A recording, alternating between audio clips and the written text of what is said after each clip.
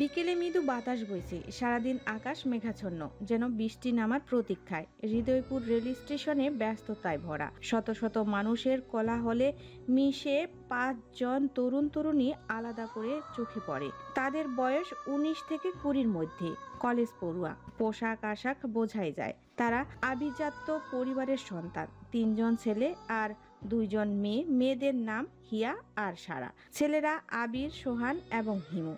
হিয়া খুব চঞ্চল, হিমু সব সময় ক্যামেরা হাতে ছবি তোলে, আর আবির নতুন নতুন গল্পের খোঁজে মগ্ন থাকে।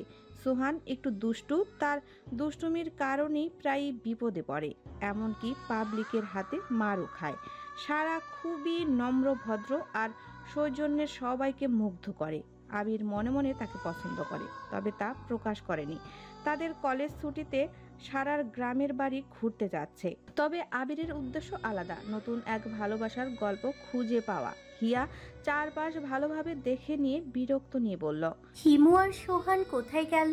সারা জবাব দিল, কোথায় থাকবে, হয়তো কোনো প্রেমিক প্রেমিকার পিছু নিয়ে বেড়াচ্ছে। হিয়া একটু অধৈর্য হয়ে বলল, এখনই তো ট্রেন ছেড়ে দেবে, ওরা যে কোথায় গেল? আবির বলল, আমি দেখে আসছি, তোরা এখানেই থাক। আবির 2 কদম হাঁটতেই সোহান আর হিমু চলে এলো। সোহান তার গাল চেপে ধরে কাদো কাদো মুখে দাঁড়িয়ে রইল। হিয়া আর সারা মৃদু হেসে বুঝে নিল সোহান আবার দুষ্টুমি করতে গিয়ে মার খেয়েছে। আবির হিমুর দিকে তাকিয়ে বলল, বলে ফেল, এবার কি কাণ্ড ঘটিয়েছিস? হিমু সময় নিয়ে বলল, বন্ধু, এবার সব তোর জন্যই হয়েছে। 2 জন ছেলে মেয়ে হাত ধরে হাঁটছিল। সোহান গিয়ে তাদের বলল, আরে পেয়ে গেছি গল্প। তোমরা তাহলে প্রেম করছো? বাড়ি থেকে পালিয়ে এসেছো নাকি? তোমাদের প্রেম কাহিনী বলো আমায়। মেয়েটা কিছু বলার সুযোগ না দিয়ে সোহানের গালে থাপ্পড় মেরে বলল, আমরা প্রেম করছি না, আমরা ভাই বোন, নানার বাড়ি বেড়াতে যাচ্ছি। হিমুর কথা শুনে সবাই হো হো করে হেসে উঠল।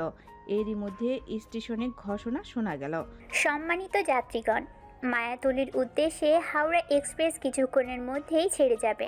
সকল যাত্রীকে আসন গ্রহণের অনুরোধ জানানো হচ্ছে। শোনা মাত্রই সবাই তাড়াহুড়া করে ট্রেনে উঠে নিজেদের আসন খুঁজতে লাগলো। আবির টিকিট দেখে বলল, এই যে পেয়ে গেছি, 4, 5, 6, 7, সবাই চলে আয়। জানালার পাশে বসে আবির। একে একে সবাই এসে বসে। অন্য পাশের আসনে হিয়া আর সারা বসে। তাদের পাশেই বসে আছে আনুমানিক 24 থেকে 25 বছরের এক নারী। গায়ের রং ফর্সা, মেঘের মতো কালো চুল, মায়াভরা চোখ, পরনে সাদা শাড়ি, গায়ে কালো চাদর। গম্ভীর দৃষ্টিতে তাকিয়ে আছে জানালার বাইরে। হিয়া তার দিকে একবার ভালো করে তাকিয়ে নিজেকে নিয়ে ব্যস্ত হয়ে পড়ল। ব্যাগ থেকে সোয়েটার বের করে পরে নিয়ে বলল, উফ, কি ঠান্ডা পড়েছে। শহরে এত ঠান্ডা, গ্রামে তো আরো বেশি পড়েছে মনে হয়। আবির বলল, গ্রামে কুয়াশা আর শিশির ভাজা ঘাসের অনুভূতি অসাধারণ। বহু বছর পরে সেটা আবার অনুভব করতে পারবো। সোহান চুপচাপ গাল চেপে বসে আছে। সবাই তাকে দেখে হাসতে শুরু করলো। আবির সোহানকে জড়িয়ে ধরে বলল, কি রে, গাল এখনো ধরে রেখেছিস? সোহান কাঁদো কাঁদো গলায় বলল, এবার থাপ্পড়টা বেশ জোরে লেগেছে। হিয়া মজা করে বলল, তাহলে মেয়েটা শক্তি কম না। এরই মধ্যে হিমু ক্যামেরায় ছবি দেখতে দেখতে বলল, আচ্ছা আবির, এবার তোর কি ধরনের প্রেমের গল্প পছন্দ বলতো? আবির একটু থেমে বলল, তোর কি পূর্ণাময়ী গল্পটা মনে আছে? মাহির ভালোবাসা সবাইকে মুগ্ধ করেছিল। পূর্ণার মৃত্যুর পর মাহি আমৃত্যু তার কবরের পাশে কাটিয়েছিল। এমন গল্প লিখতে চাই যেখানে থাকবে আমৃত্যুর ভালোবাসা। সারা হাসতে হাসতে বলল, ভাই, তুমি পাগল নাকি? এই যুগে এমন ভালোবাসা কোথাও পাওয়া যায়? সবাই মজার ছলে হেসে কথা বলছে। হঠাৎ পাশের নারী, যিনি এতক্ষণ চুপচাপ ছিলেন, কর্কশ গলায় বললেন, এটা কি চায়ের দোকান নাকি? এত হাসাহাসি কেন? টিকিট কেটে ট্রেনে উঠেছি শান্তিতে ঘুমানোর জন্য, তোমাদের আড্ডা শোনার জন্য নয়। তার কথায় সবাই চুপ হয়ে গেল, কিন্তু মুহূর্তের মধ্যেই আবারও জোরে হেসে উঠল। হাসির মাঝেই হিয়া খেয়াল করলো ওই নারী তাদের দিকে একবারও তাকাচ্ছে না। প্রথম থেকে গম্ভীর হয়ে জানালার বাইরে তাকিয়ে আছেন। হিয়ার চোখের ইশারায় সবাইকে তার দিকে নজর দিতে বলল। সবার হাসি থেমে গেল। সোহান তার চির কৌতূহলী স্বভাব অনুযায়ী জিজ্ঞেস করলো। আপনার নাম কি? নারীটি ধীরে ধীরে মুখ তুলে বললেন। আমি ইরা। হিয়া জিজ্ঞেস করলো। আপনি কোথায় যাচ্ছেন? মায়াতুলি। সোহান আবার বলল। আপনার বাড়ি কোথায়? আপনি একা কেন? সারা বলল। আপনি সাথে সাথে পড়েছেন কেন? আবির বিরক্ত নিয়ে বলল। একসঙ্গে এত প্রশ্ন করলে উনি কিভাবে উত্তর দেবেন? একজন করে জিজ্ঞেস কর। হিয়া বলল। ঠিক আছে, আমি বলি আপনার ছেলে মেয়ে কোথায়? ইরা মৃদু হাসি দিয়ে বললেন। আমি বিয়ে করিনি। হিয়া বলল। আপনার বাবা মা কোথায়? তার নেই। সারা বলল। তাহলে আপনি কোথায় থাকতেন? ইরা শান্ত গলায় বললেন। কারাগারে। সবাই হতভম্ব হয়ে একে অপরের দিকে তাকালো। হিয়া ভয়ে একটু দূরে সরে বসলো। আবির জিজ্ঞেস করলো। কত বছর ছিলেন কারাগারে? 8 বছর। কোন অপরাধে? একজন পুলিশ অফিসারকে খুন করার জন্য। সারা বিস্মিত হয়ে বলল। পুলিশকে হত্যা করলেন কেন? ইরা কাঁদো কাঁদো গলায় বললেন। ভালোবাসার জন্য। আবির তার ক্যামেরা চালু করার ইশারা দিল, তারপর প্রশ্ন করলো। আপনার ভালোবাসার মানুষের নাম কি? ইরা মধুর গলায় বললেন। ক্যাপ্টেন রাফি। তিনি এখন কোথায়? ইরা বললেন। মারা গেছে। বলেই ইরার চোখ থেকে অশ্রু ঝরতে লাগলো। সবার মন ভার হয়ে গেল, যেন কোনো অদ্ভুত শূন্যতা ঘিরে ধরল চারপাশ। ইরার কথায় পুরো পরিবেশটা নিস্তেজ হয়ে গেল। সবার মন ভরে উঠল হাজার প্রশ্নে, তবে কেউ সাহস করে আর কিছু বলতে পারছিল না। ইরা জানালার বাইরে তাকিয়ে কাঁদছিল। ট্রেন চলতে শুরু করলো, আর সবাই একে অপরের দিকে তাকিয়ে ইরার কথা নিয়ে নিজেদের মধ্যে নীরবে আলোচনা করছিল। হিমু ধীরে ধীরে ক্যামেরা তুলে ইরার ছবি তুলতে চাইল, কিন্তু সারা তার হাত চেপে ধরে ফিসফিস করে বলল। প্লিজ এসব করিস না, উনি নিশ্চয়ই অনেক কষ্টে আছেন। আবির আর একবার ইরার দিকে তাকিয়ে বলল। আপনার গল্পটা কি আমাদের শুনতে দেওয়া যায়? ইরা কিছুক্ষণ চুপ করে রইলেন, তারপর ধীরে ধীরে বললেন। গল্প বলতে কিছু নেই, শুধু কিছু স্মৃতি আছে যা আমাকে আজও তাড়া করে। সোহান বলল। আমরা যদি আপনার স্মৃতির অংশ হতে চাই তাহলে বলবেন? ইরা মৃদু হেসে বললেন। তোমরা তরুণ, তোমাদের সামনে পুরো জীবন পড়ে আছে। আমার মতো একজন অপরাধীর গল্প শোনার চেয়ে জীবনে ভালো কিছু করো। হিয়া জিজ্ঞেস করলো। আপনি কি সত্যি খুনি? ইরা হঠাৎ গম্ভীর হয়ে বললেন। আমি যা করেছি তা ভালোবাসার জন্য এবং সত্য ও ন্যায়ের জন্য, কিন্তু পৃথিবী ভালোবাসা আর ন্যায়ের মূল্য দিতে জানে না। সবাই গম্ভীরভাবে ভাবতে লাগলো। ট্রেন তখন দূর গ্রামের পথে এগোচ্ছিল। জানালার বাইরে ছুটে চলা গাছ আর খোলা আকাশ যেন ইরার জীবনের রহস্যকে আরো গভীর করে তুলছিল। সারা নীরবতা ভেঙে বলল। আপনার ভালোবাসার গল্পটা শুনতে চাই। সত্যি বলতে এমন গল্পের পেছনে নিশ্চয়ই অনেক আবেগ লুকিয়ে আছে। ইরা কিছুক্ষণ নীরব দেখে বললেন। তোমরা শুনলে হয়তো আমায় বিচার করবে, কিন্তু যদি সত্যিই জানতে চাও তাহলে পরে স্টেশন থেকে নামতে হবে। মায়াতলিতে গিয়ে আমি তোমাদের দেখাবো কোথায় এই গল্প শেষ হয়েছিল। সবাই বিস্মিত হয়ে একে অপরের দিকে তাকালো। হিমু বলল। তাহলে তো এই সফরটা আরো মজার হবে। আবির একটু গম্ভীর হয়ে বলল। মজার না হিমু, বরং কিছু নতুন গল্পের সন্ধান হবে। ইরা চোখ বন্ধ করে গভীর শ্বাস নিলেন। ট্রেনের ছুটে চলা শব্দের সঙ্গে যেন তার অতীত জীবনের ঘটনাগুলো আবারও তার সামনে ভেসে উঠছিল। এভাবেই শুরু হলো ইরার ভালোবাসার রহস্য উন্মোচনের যাত্রা। 8 বছর পূর্বে রোড নং 22 শহরের এক ছোট্ট গলি, যেখানে জীবিকার সন্ধানে গ্রাম থেকে আসা মানুষ আশ্রয় খুঁজে নেয়। অন্য জায়গার তুলনায় এই গলিতে থাকা খরচ কিছুটা সাশ্রয়ী, তাই এখানে সব শ্রেণীর মানুষের বসবাস। এই গলির অন্যতম কেন্দ্রবিন্দু হলো আকবর ভাইয়ের চায়ের দোকান। দোকানটি আড্ডা, জুয়া আর নানান কর্মকাণ্ডের প্রাণকেন্দ্র। দোকানের পাশে একটি বাইকের উপর হেলান দিয়ে শুয়ে আছে একজন যুবক। তার দুই পাশে দুইজন বসে আছে বাইকে। ডান পাশের যুবকের নাম বাবুল আর বাম পাশের জন শীতল। তাদের মাঝখানে যার অবস্থান সে হলো ক্যাপ্টেন আরিফ, তবে সে কোনো জাহাজের ক্যাপ্টেন নয়। এই গলির অধিপতি সে, রোড নং 22-এর ক্যাপ্টেন। তার রাজত্বে চলে চাঁদাবাজি, নারীদের ইফটিজিং আর অপরাধমূলক কর্মকাণ্ড। যা কিছু একবার তার নজরে আসে সেটাই যেন তার একান্ত সম্পত্তি হয়ে যায়। বাবুল উচ্চস্বরে বলে ওঠে। আকবর, কতক্ষণ ধরে বলছি ক্যাপ্টেনের জন্য 1 কাপ চা লাগবে। আকবর তৎক্ষণাৎ জবাব দিল। দিচ্ছি ভাই, ক্যাপ্টেনের জন্য স্পেশাল চা বানাচ্ছি।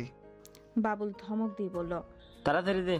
ঠিক তখনই একটি ট্রাক এসে থামলো। ট্রাকের শব্দে গলির সাধারণ কোলাহল মুহূর্তের জন্য থেমে গেল। সবাই অবাক দৃষ্টিতে তাকিয়ে দেখলো ট্রাকটি বোঝাই করা আসবাবপত্রে ভরা। দেখে স্পষ্ট বোঝা গেল গলিতে নতুন ভাড়াটিয়া এসেছে। আকবর ভাইয়ের দোকানে বসা আড্ডারত লোকজন একে অপরের দিকে প্রশ্নবোধক দৃষ্টিতে তাকালো। বাবুল, শীতল আর রাফি একসঙ্গে বাইক থেকে উঠে বসলো। তাদের কৌতূহলী চোখ নতুন ভাড়াটের দিকে নিবদ্ধ হলো।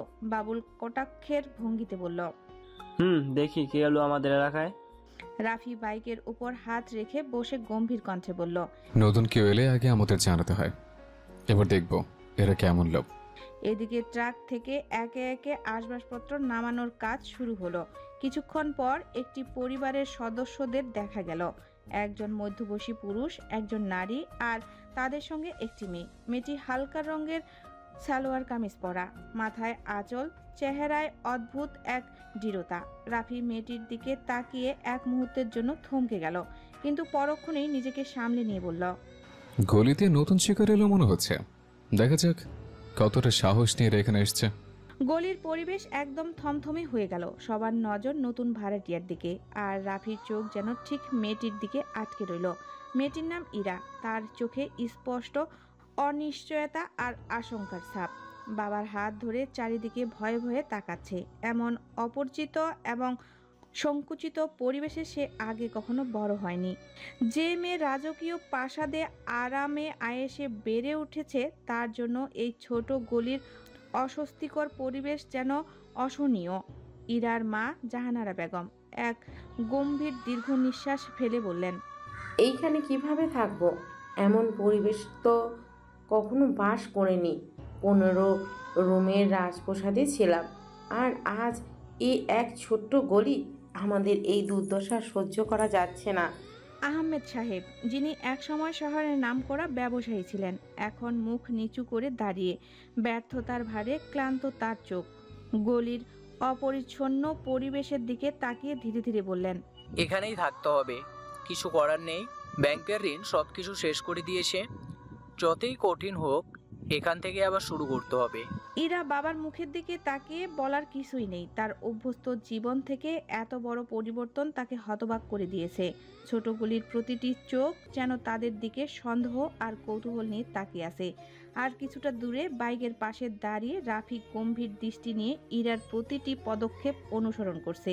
বাবুল রাফির দিকে তাকে মুস্কি হেসে বলল, ক্যাপ্টেন, আপনার তো মনে হয় ভালো লেগে গেছে।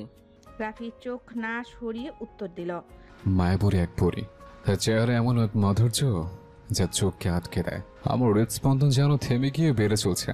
তার কণ্ঠে অদ্ভুত এক গভীরতা। এই প্রথমবার রাফি এমন মুগ্ধতায় ডুবে গেছে। গলির প্রভাবশালীর মানুষটি যেন মেয়েটির উপস্থিতিতে মুহূর্তের জন্য নিজের অস্তিত্ব ভুলে গেছে। রাফির কথায় বাবুল ও শীতল একে অপরের দিকে তাকে মুস্কি হেসে উঠল। তারা জানতো রাফি কখনো কোনো কিছু বা কাউকে এত গুরুত্ব দিয়ে দেখে না, কিন্তু আজ যেন কিছু একটা বদলে গেছে। ইরা তখনও চারপাশে ভয়ে ভয়ে তাকাচ্ছে। নতুন পরিবেশের অপরিচ্ছন্নতা, মানুষের কৌতূহলী চোখ আর গলির অপরিচ্ছন্নতার গন্ধ সব কিছু তাকে যেন আরো অস্বস্তিতে ফেলে দিচ্ছে। তার মা জাহানারা বেগম অস্থির ভঙ্গিতে বললেন, আমাদের জিনিসগুলো নামাতে বলো আহমেদ, এখানে দাঁড়িয়ে থাকলে হবে না। আহমেদ সাহেব চুপচাপ মাথা নত করে ট্রাকের ড্রাইভারকে নির্দেশ দিলেন। একজন দিনমজুর এগিয়ে এসে তাদের মালপত্র নামাতে শুরু করলো। জিনিসপত্র নামানোর শব্দে গলির লোকদের কৌতূহল আরও বেড়ে গেল। এই সময় রাফি বাইক থেকে ধীরে ধীরে উঠে দাঁড়ালো। তার চোখ এখনো ইরার উপর আটকে। সে বাবুলের দিকে ইশারা করে বলল, চল দেখা যাক নতুন ভাড়াটিয়ার আমাদের সম্পর্কে কতটা জানে। বাবুল এবং শীতল তার সঙ্গে সঙ্গে হাঁটতে শুরু করলো। তারা ইরার পরিবারের দিকে এগিয়ে গেল। রাফি এক মুহূর্ত থেমে ইরার বাবার দিকে তাকে মৃদু গম্ভীর কণ্ঠে বলল, এই গলিতে নতুন কেউ এলে আমাদের আগে জানাতে হয়। আপনারা কোত্থেকে এসেছেন? আহমেদ সাহেব একটু দ্বিধাগ্রস্ত হয়ে বললেন, আমরা নতুন এসেছি, এখানে থাকতে চাই, আশা করি কোনো সমস্যা হবে না। রাফি তার ঠোঁটের এক রহস্যময় হাসি এনে বলল, এই গলিতে থাকতে হলে নিয়ম মানতে হয়, আর আমি রোড নং 22-এর ক্যাপ্টেন। এখানে আমার অনুমতি ছাড়া কিছু হয় না। আশা করি বুঝতে পারছেন। ইরা মাথা তুলে রাফির চোখে চোখ রাখল। তার চোখে ভয়ের পরিবর্তে দৃঢ়তার ঝলক ফুটে উঠল। সে শান্ত কণ্ঠে বলল, আমরা এখানে থাকার জন্য এসেছি, আর আমরা কারো থেকে অনুমতি নিয়ে বাঁচতে শিখিনি। আশা করি সেটাও আপনারা বুঝতে পারবেন। ইরার এই সাহসী উত্তর রাফিকে এক মুহূর্তের জন্য স্তব্ধ করে দিল। সে কিছু বলার আগে বাবুল ফিসফিস করে বলল, ক্যাপ্টেন, মেয়েটা তো বেশ সাহসী। রাফি একটু মুচকি হেসে বলল, সাহস দেখানো ভালো, কিন্তু গলির নিয়ম ভাঙলে সেটা ঠিক থাকবে না। দেখা যাক কত দূর যেতে পারে। রাফির রহস্যময় হাসি দেখে আহমেদ সাহেব একটু অস্বস্তিতে পড়লেন। তিনি শান্তভাবে বললেন, আমরা কোনো সমস্যা চাই না, এখানে শান্তিতে থাকতে চাই। আশা করি আপনারা সেটাই বুঝবেন। রাফি আহমেদ সাহেবের কথায় কোনো প্রতিক্রিয়া না দেখে ইরার দিকে তাকিয়ে বলল, আপনার মেয়ের মতো এত সাহসী মানুষ এই গলিতে খুব কম, তবে সাহস সবসময় সাহায্য করে না, বুঝলেন? ইরা চোখ সরালো না। তার কণ্ঠের দৃঢ়তা। আমাদের সাহসই আমাদের বাঁচিয়ে রাখবে। এখানে যারা আছে তাদের মতো হয়ে যাওয়া আমাদের লক্ষ্য নয়। এত মানুষের সামনে ইরার এমন সাহসী কথায় গলি মুহূর্তের জন্য স্তব্ধ হয়ে গেল। আশেপাশে যারা ছিল তারা ফিসফিস শুরু করলো, যেন নতুন এই মেয়েটি রোড নং 22-এর ক্যাপ্টেনকে প্রথমবার চ্যালেঞ্জ জানালো। রাফি ঠোঁটে হালকা এক তৃপ্তির হাসি এনে বলল, তোমার এই সাহস যেন টিকে থাকে, কিন্তু মনে রাখো এই গলি আমার নিয়মে চলে। নিয়ম না মানলে কি হয় সেটা একদিন জানবে। এই কথা বলে রাফি তার সঙ্গীদের সঙ্গে ধীরে ধীরে ফিরে গেল। বাবুল হাসতে হাসতে বলল, ক্যাপ্টেন, এবার আপনার খেলা জমে উঠবে। মেয়েটা একদম আগুন। রাফি চুপ করে থাকলো। তার মন যেন অদ্ভুত এক উত্তেজনায় দোল খাচ্ছে। গলিতে বহু মানুষ এসেছে, কিন্তু ইরার মতো কেউ কখনো আসেনি। এদিকে ইরা তার বাবার সঙ্গে তাদের নতুন বাসায় ঢুকলো। ঘরে প্রবেশের সময় তার মা বললেন, ইরা, তুমি এইভাবে কথা বললে তো বিপদ হবে। আমরা এখানে নতুন, আমাদের শান্ত থাকতে হবে। ইরা শান্ত গলায় জবাব দিল, মা, আমরা সারা জীবন অন্যায় মেনে নিয়ে বাঁচতে পারি না। এখানে যারা আছে তাদের সঙ্গে লড়াই করতে হলে আমিও ভয় পাবো না। জাহানারা বেগম চিন্তিত চোখে মেয়ের দিকে তাকালেন। আহমেদ সাহেব দীর্ঘশ্বাস ফেলে বললেন, আমরা এখানে টিকে থাকার জন্য এসেছি ইরা।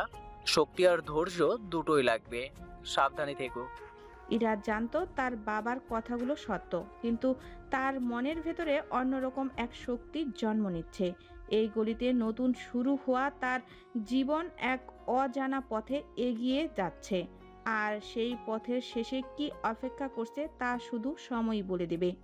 গলির সকালের পরিবেশ অন্যরকম। ছোট দোকানগুলো দরজা খুলছে। আকবর ভাই চায়ের কেতলি বসিয়ে গ্রাহকদের জন্য চা বানাতে ব্যস্ত। বাবুল, শীতল এবং রাফি বাইকে হেলান দিয়ে বসে আছে। রাফির চোখ গলির নতুন ভাড়াটিয়াদের বাসার দিকে। বাবুল হাসতে হাসতে বলল, ক্যাপ্টেন, আজ কিন্তু ইরাপুর জন্য কিছু একটা করা দরকার। আপনার নজর তো আর সরছে না।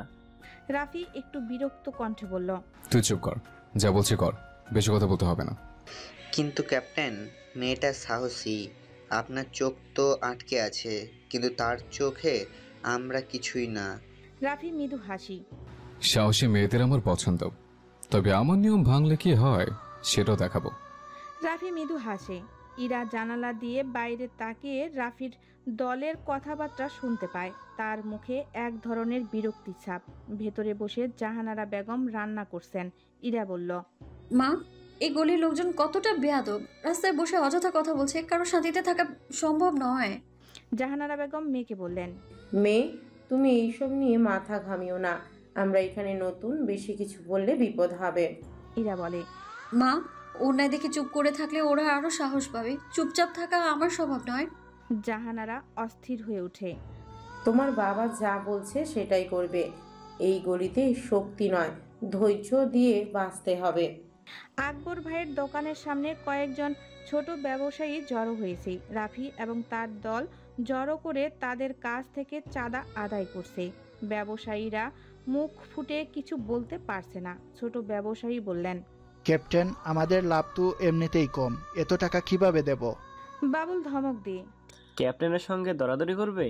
যা বলা হয়েছে দিয়ে দে, না হলে দোকান থাকবে না। ঠিক তখনই ইরা সেখানে উপস্থিত হয়। ইরা কঠিন কণ্ঠে বলে, এভাবে জোর করে কারো থেকে টাকা নিয়ে অন্যায়, বন্ধ করুন এটা। রাফি চোখ তুলে ইরার দিকে তাকালো। এই গলির নিয়মে তুমি নতুন, তাই কিছুই জানো না। এখানে আমার কথাই শেষ কথা। ইরা জোর গলায় বলে, তোমার অন্যায় নিয়ম মানার মতো মানুষ আমরা নই। এগুলি কারো ব্যক্তিগত সম্পত্তি নয়। তুমি কি বুঝতে পারছো না তোমার এই কাজ মানুষকে কষ্ট দিচ্ছে? রাফি কিছুক্ষণ চুপ থাকে, তার চোখে এক অদ্ভুত মুগ্ধতা, তবে মুখে কঠোরতার আভাস। রাফি হালকা হাসি দিয়ে বলে, তোমার সাহস আছে সেটা মেনে নিচ্ছে, কিন্তু এই গলিতে বাঁচতে হলে আমার নিয়ম মানতেই হবে।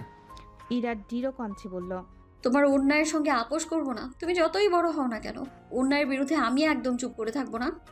রাফি ইরার কথা শুনে চুপ করে যায়। বাবুল এবং শীতল রাফির দিকে তাকিয়ে থাকে। বাবুল ফিসফিস করে বলল, ক্যাপ্টেন, মেয়েটা আসলে অন্যরকম, এরকম কেউ আগে আসেনি এখানে। রাফি মৃদু স্বরে বলল, ঠিক বলেছ, মেয়েটা অন্যরকম, তার সাহস অদ্ভুত। রাফি বাইকে বসে গম্ভীর হয়ে যায়। তার ভেতরে এক অজানা অনুভূতি খেলা করে। সে বুঝতে পারে ইরার সঙ্গে এই প্রথম কেউ তাকে তার ভুল দেখানোর সাহস দেখিয়েছে।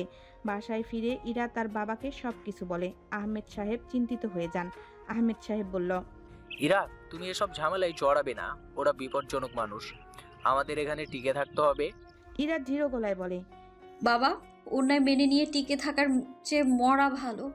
আমি যা ঠিক মনে করি সেটাই করব আমি। ইরার এই দৃঢ়তা দেখে আহমেদ সাহেব চুপ হয়ে যান। তার মেয়ের সাহস তাকে একদিকে গর্বিত করে, আবার অন্যদিকে চিন্তিত করে। ইরার সাহসিকতা তার মনের ভেতর বারবার বাজাতে থাকে। সে নিজের জীবন নিয়ে ভাবতে শুরু করে, সে কি আসলে ঠিক করছে? ইরার সাহস কি তাকে বদলাতে বাধ্য করবে? রাতের অন্ধকার ঘন হয়ে এসেছে, চারিদিকে নীরবতা। রাফি বসে আছে গলির এক কোণে, মাথায় ইরার কথা ঘুরপাক খাচ্ছে। সে আজ অস্বস্তিতে।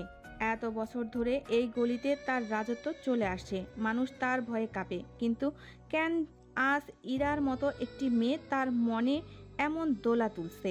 ইরার সাহস আর সত্য বলার স্পষ্টতা তাকে নতুন কিছু ভাবতে বাধ্য করছে। হঠাৎ গলির অন্য প্রান্ত থেকে বাবুল আর শীতল এগিয়ে আসে। রাফি তাদের দিকে তাকিয়ে মৃদু হাসে। ক্যাপ্টেন, আজ এত চুপ কেন?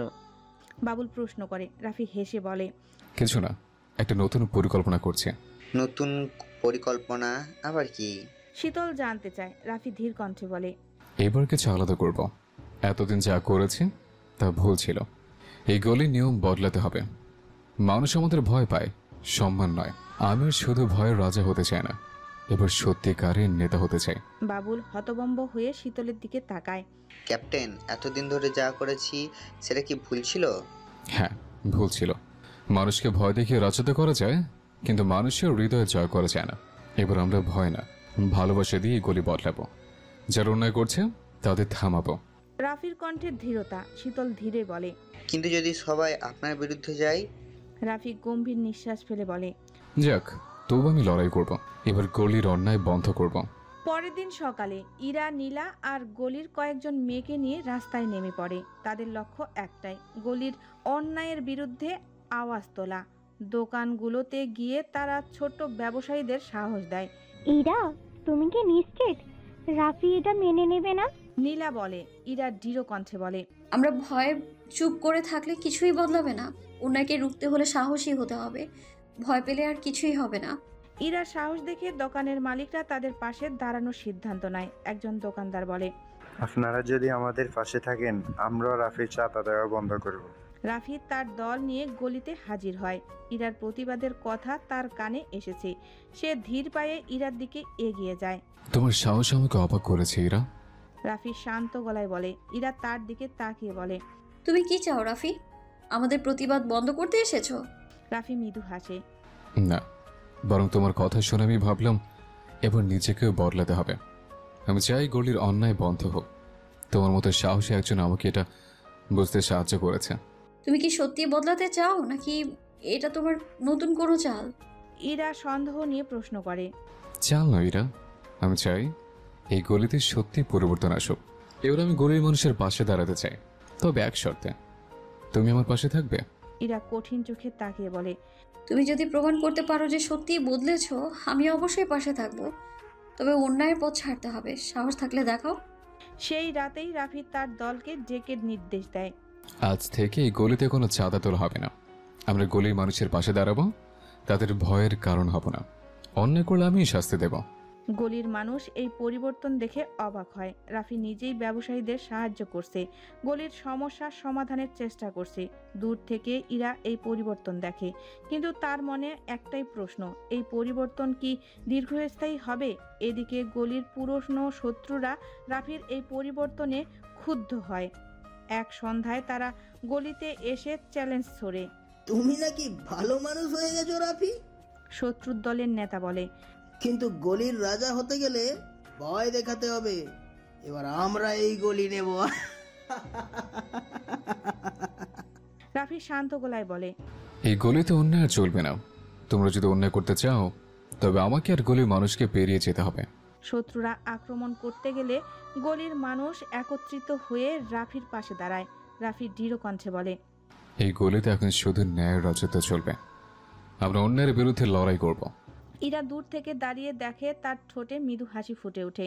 সে বুঝতে পারে রাফি সত্যি বদলে গেছে। রাফি আর ইরা একসঙ্গে কাজ করার সিদ্ধান্ত নেয়। গলির মানুষ নতুন জীবনের স্বপ্ন দেখতে শুরু করে। কিন্তু রাফির এই পরিবর্তন কি সত্যি স্থায়ী হবে? ইরা আর রাফির সম্পর্কই বা কোথায় গিয়ে দাঁড়াবে? গলির এক প্রান্তে ভোরের আলোর আভা ধীরে ধীরে ছড়িয়ে পড়ছে। নরম সূর্য কিরণ ধুলো মাখা রাস্তা এক রূপকথার রেখা এঁকে দিচ্ছে। ইরা, নীলা আর কয়েকজন সাহসী মেয়ে ছোট ছোট প্ল্যান কার্ড হাতে দৃঢ় পদক্ষেপে রাস্তায় নেমেছে। প্ল্যান কার্ডে জলজল করছে সাহসী লেখা, অন্যায়ের বিরুদ্ধে একসাথে, ভয়ে নয়, ন্যায়ের পথে এগিয়ে যায়। তাদের চোখে এক অপরাজয়ের দীপ্তি, সাহসের আগুন যেন ঠিকরে বেরোচ্ছে সেই দৃষ্টিতে। দূর থেকে রাফি তাদের দেখছে, নীরব, স্থির, অদ্ভুত এক কোমলতায় ছোঁয়া তার কঠিন চোখের গভীরে। বাবুল বিস্ময়ে ভ্রু কুঁচকে বলল, ক্যাপ্টেন, একে দেখছি মেয়েরা আবার রাস্তায় নেমেছে, প্রতিবাদ করছে। শীতল চিন্তার ভাস কপালে, গলার স্বর অস্বস্তি। ওরা কি আমাদের বিরুদ্ধেই দাঁড়িয়েছে?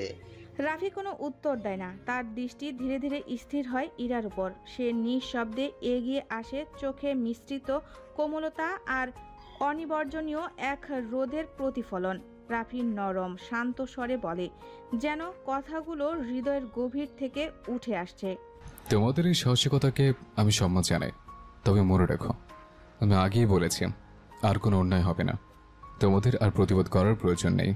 ইরা এক পা এগিয়ে আসে, চোখে চোখ রেখে দাঁড়ায় রাফির সামনে। তার কণ্ঠে ভরপুর দৃঢ়তা, মুখে অনর প্রত্যয়ের আভা। ইরা গভীর স্পষ্ট কণ্ঠে বলে, প্রতিবাদ কেবল অন্যায় থামানোর জন্য নয়, এটা ন্যায়ের পক্ষে দাঁড়ানোর এক শক্তিশালী ভাষা।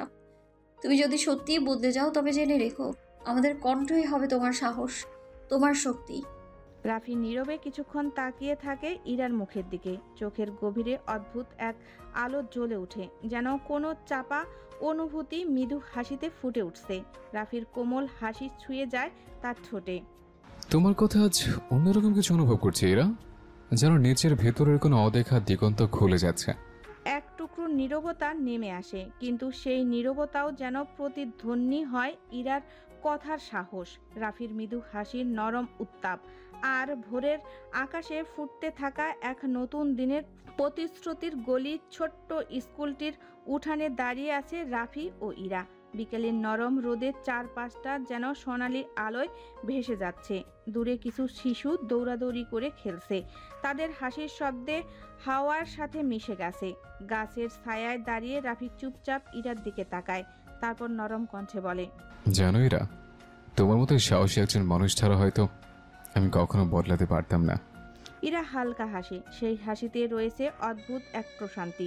চোখের কোণে আলতো শীতলতা, যেন সকল উত্তর ওখানেই লুকিয়ে আছে। সে স্নিগ্ধ কণ্ঠে বলে, বদলানো কঠিন নয় রাফি, যদি মন থেকে যাও সবই সম্ভব। তুমি শুধু সাহস পেয়েছো আর আমি সেই সাহসের কথা মনে করিয়ে দিয়েছি। কিছুক্ষণ নীরবতা, সেই নীরবতাও যেন কথা বলে অদৃশ্য এক ভাষায়। রাফি আকাশের দিকে তাকায়, চোখে এক ধরনের প্রশান্তির ছোঁয়া। হঠাৎ তার কণ্ঠে ধরা দেয় এক গভীর স্বীকারোক্তি, তুমি আমার জীবনে মায়াবতী হয়ে এসেছো, এক জাদুর মতো বদলে দিয়েছো সবকিছু। ইরা অবাক হয়, রাফির চোখে একবার তাকায়, তারপর তার ঠোঁটে ফুটে ওঠে এক মৃদু হাসি। সেই হাসিতে লুকিয়ে থাকে না বলা অনেক কথা। মায়াবতী হওয়া সহজ নয় রাফি, তবে যদি আমরা একসাথে থাকি হয়তো সত্যিই নতুন কিছু গড়ে তুলতে পারবো। দুজনের চোখে চোখ পড়ে, সেই দৃষ্টিতে আটকে থাকে না বলা হাজার কথার প্রতিচ্ছবি। হালকা বাতাসে ইরার চুল উড়ে যায়। রাফি অন্যমনস্কভাবে সেই চুল সরিয়ে দেয় ইরার কপাল থেকে। মুহূর্তটি থেমে থাকে, সময়ের গতি যেন স্থির হয়ে যায়। রাফি ফিসফিস করে বলে, শুধু নতুন কিছু নয় এরা, তোমার সাথে থাকলে মনে হয় আমি নিজেকে নতুনভাবে খুঁজে পাই। ইরার চোখে জল চিকচিক করে ওঠে, কিন্তু সেই জলের মধ্যেও রয়েছে এক ধরনের উষ্ণতা। সে নিচু গলায় বলে, তোমার খুঁজে পাওয়ার গল্পে যদি আমি থাকতে পারি সেটাই আমার জন্য সবচেয়ে বড় প্রাপ্তি। চারপাশের শিশুরা তখনও হাসছে, দৌড়াচ্ছে, কিন্তু ইরা আর রাফির জন্য পৃথিবী যেন থেমে গেছে ঠিক এই মুহূর্তে। নীরবতার সেই মুহূর্ত যেন সময়ের ফাঁকে আটকে থাকে। ইরা আর রাফি একে অপরের চোখে তাকিয়ে থাকে কিছুক্ষণ। কোনো শব্দ নেই, শুধু অনুভূতির এক গভীর স্রোত বইছে তাদের মাঝখানে। তারপর হঠাৎই এক শিশুর হাসির শব্দ সেই নীরবতা ভেঙে দেয়। ইরা নরম করে হাসে, সেই হাসিতে লুকিয়ে থাকে শীতল এক প্রশান্তি, যেন হৃদয়ের গোপন ভাষা। রাফি দৃষ্টি সরিয়ে নেয় আকাশের দিকে, যেখানে বিকেলের সোনালি আভা মিলিয়ে যাচ্ছে নরম নীল আকাশে। তার কণ্ঠে আসে একদম সৎস্বর, যেন কোনো ভার হালকা করে দেওয়ার চেষ্টা। জীবন অনেক কিছু হারিয়েছে, কিন্তু স্কুল, এই ছোট্ট শিশুদের হাসি আর তোমার সাথে থাকা, এটা আমাকে নতুনভাবে বাঁচতে শিখিয়েছে। ইরা চুপচাপ শোনে, তারপর ধীরে ধীরে বলে, বাঁচতে শেখার জন্য বড় কিছু লাগে না রাফি, শুধু সত্যিকারের অনুভূতি আর সেই অনুভূতিগুলোকে ধরে রাখার ইচ্ছেই যথেষ্ট। রাফি তার দিকে তাকায়, চোখে ধরা পড়ে এক অদ্ভুত কোমলতা। ইরার কথাগুলো যেন তার হৃদয়ের ভেতরে গিয়ে বসে। কিছুক্ষণের জন্য দুজনেই চুপচাপ দাঁড়িয়ে থাকে, সময়ের গতি যেন ধীর হয়ে আসে। এরপরই ইরা সামনের দিকে এগিয়ে যায়, ছোট্ট একটি শিশুকে কোলে তুলে নেয়। শিশুটি খিলখিল করে হাসে, সেই হাসির শব্দ চারপাশের বাতাস ভরে দেয় উষ্ণতায়। ইরা পেছনে ফিরে রাফির দিকে তাকায়, তার চোখে দৃঢ় আভা, একটি অদৃশ্য প্রতিশ্রুতি। যদি ভালোবাসা কোনো রং হতো রাফি, তবে সেটার রং হতো এই ছোট্ট শিশুদের হাসির মতো সরল আর উজ্জ্বল। রাফি আর কিছু বলে না, শুধু দাঁড়িয়ে থাকে। তার হৃদয়ের গভীরে এক নতুন অনুভূতির জন্ম নিচ্ছে, নির্ভরতা, প্রশান্তি আর ভালোবাসা। সেদিন বিকেলের শেষ রোদের আলোয় ইরা আর রাফির হৃদয়ের বোনা হয় এক অনিবর্জনীয় গল্পের সূচনা। ভালো লাগা, ভালোবাসা আর অসম্পূর্ণ কথার ফাঁকে তৈরি হয় এক নতুন অধ্যায়। গোধূলির সোনালির আভায় আকবরের ছোট চায়ের দোকানটি যেন নরম আলোয় জ্বলজ্বল করছে। রাফি নিঃশব্দে বসে আছে, চোখে ভাবনার ছায়া। ঠিক তখনই ইরা এসে পাশে বসলো, হালকা এক মিষ্টি হাসি তার ঠোঁটে। আকবর নীরবে এগিয়ে দিল এক কাপ ধোয়া ওঠা চা, যেন কাপের উষ্ণতায় ছড়িয়ে পড়েছে তাদের হৃদয়ের অন্তরস্থলের। ইরা নরম স্বরে বলল, সবকিছু এখন কত শান্ত, কত সুন্দর। ধন্যবাদ তোমায় রাফি, তুমি নিজেকে বদলে দিয়েছো এই মানুষগুলোকেও। রাফি ইরার চোখের গভীরে তাকিয়ে মৃদু হাসল, তার কণ্ঠে এক অব্যক্ত কোমলতা ভেসে উঠল। সবকিছু তোমার জন্য ইরা, তুই না থাকলে আমি কি এতটা সুন্দর হতে পারতাম? গোধূলির আকাশ তখন সোনালি রঙে রাঙানো, চারপাশে হালকা নরম আলো আর ঠান্ডা হাওয়ায় মৃদু স্পর্শ। চায়ের কাপ থেকে ধোয়া উঠে মিশে যাচ্ছে সেই আবসা আলোয়। রাফি কিছুটা দ্বিধা নিয়ে ইরার দিকে তাকালো, চোখে ভয় আর সাহসে এক অদ্ভুত মিলেমিশে। ইরার চোখে ছিল প্রশান্তির ছায়া, যেন সে অপেক্ষা করছে কোনো অজানা কথার জন্য। রাফি হঠাৎ নীরবতা ভেঙে বলল, কণ্ঠে হালকা কম্পন, ইরা, আমি তোমায় কিছু বলতে চাই। অনেকদিন ধরে এই কথাটা আমার হৃদয়ে আটকে আছে। ইরা অবাক হয়ে রাফির দিকে তাকালো, চোখে এক চিলতে কৌতূহল। রাফি গম্ভীর শ্বাস নিয়ে চোখ নামিয়ে রাখলো কয়েক মুহূর্ত, তারপর ইরার চোখে চোখ রাখলো। প্রথম দিন থেকে তোমাকে ভালো লাগে, হয়তো হয়তো তোমার প্রেমে পড়েছে। কথাগুলো যেন হাওয়ায় ভেসে রইল, চারপাশের নীরবতাও থমকে গেল সেই মুহূর্তে। ইরার চোখে দৃঢ় বিস্ময়, তারপর ধীরে ধীরে ফুটে উঠল এক শান্ত হাসি। চায়ের কাপের ধোয়ার মতোই হালকা উষ্ণতা ছড়িয়ে পড়ল তাদের দুজনের মধ্যে। নির্বাক অথচ হৃদয়জোড়া কথায় পূর্ণ। রাফির কথাগুলো শেষ হওয়ায় তার চারপাশে এক ধরনের নীরবতা নেমে এলো। দূরে কোনো পাখির ডানার ঝাপটানোর গোধূলির আকাশে মিলিয়ে গেল, আর হালকা বাতাসে যেন রাফির হৃদয়ের উত্তেজনাকে আরো জাগিয়ে তুলল। তার বুকের ধকভক শব্দ যেন নিজ কানে শুনতে পাচ্ছিল। ইরা কিছুক্ষণ চুপ করে রইল, চোখ নামিয়ে চায়ের কাপের ধোয়ার নিজের ভাবনাগুলো খুঁজতে চেষ্টা করলো। তারপর ধীরে ধীরে রাফির দিকে তাকালো। চোখের সেই গভীরে ছিল এক অদ্ভুত প্রশান্তি, ছিল না কোনো অবাক হওয়া বা অস্বস্তি, শুধু এক শান্ত স্বীকারোক্তি। একটি নরম মৃদু হাসি ফুটে উঠল ইরার ঠোঁটে। সে বলল, রাফি, আমি কখনো ভাবিনি তুমি এভাবে বলবে, কিন্তু জানো, তোমার বদলে যাওয়া, তোমার সরলতা আর এই নির্ভেজাল ভালোবাসা, এসবই আমায় ছুঁয়ে গেছে। রাফির দৃষ্টি অবিশ্বাসের ঝলকে উঠল। ইরার কণ্ঠে একটু উষ্ণতা, যা তার হৃদয়ের আশার প্রদীপ জ্বালিয়ে দিল। আমি জানি না প্রেম ঠিক কেমন হয়, ইরা আবার বলল, কিন্তু তোমার পাশে থাকলে এক ধরনের শান্তি পাই, হয়তো সেটাই ভালোবাসার শুরু। রাফির ঠোঁটে ফুটে উঠল এক নিঃশব্দ হাসি, চোখের জল ভিজে উঠল অজান্তেই। গোধূলির সেই নরম আলোতে তাদের মুখ দুটি উজ্জ্বল হয়ে উঠল, যেন আকাশের শেষ রংটুকুও সাক্ষী থাকলো এক নারীর প্রেমের গল্পের।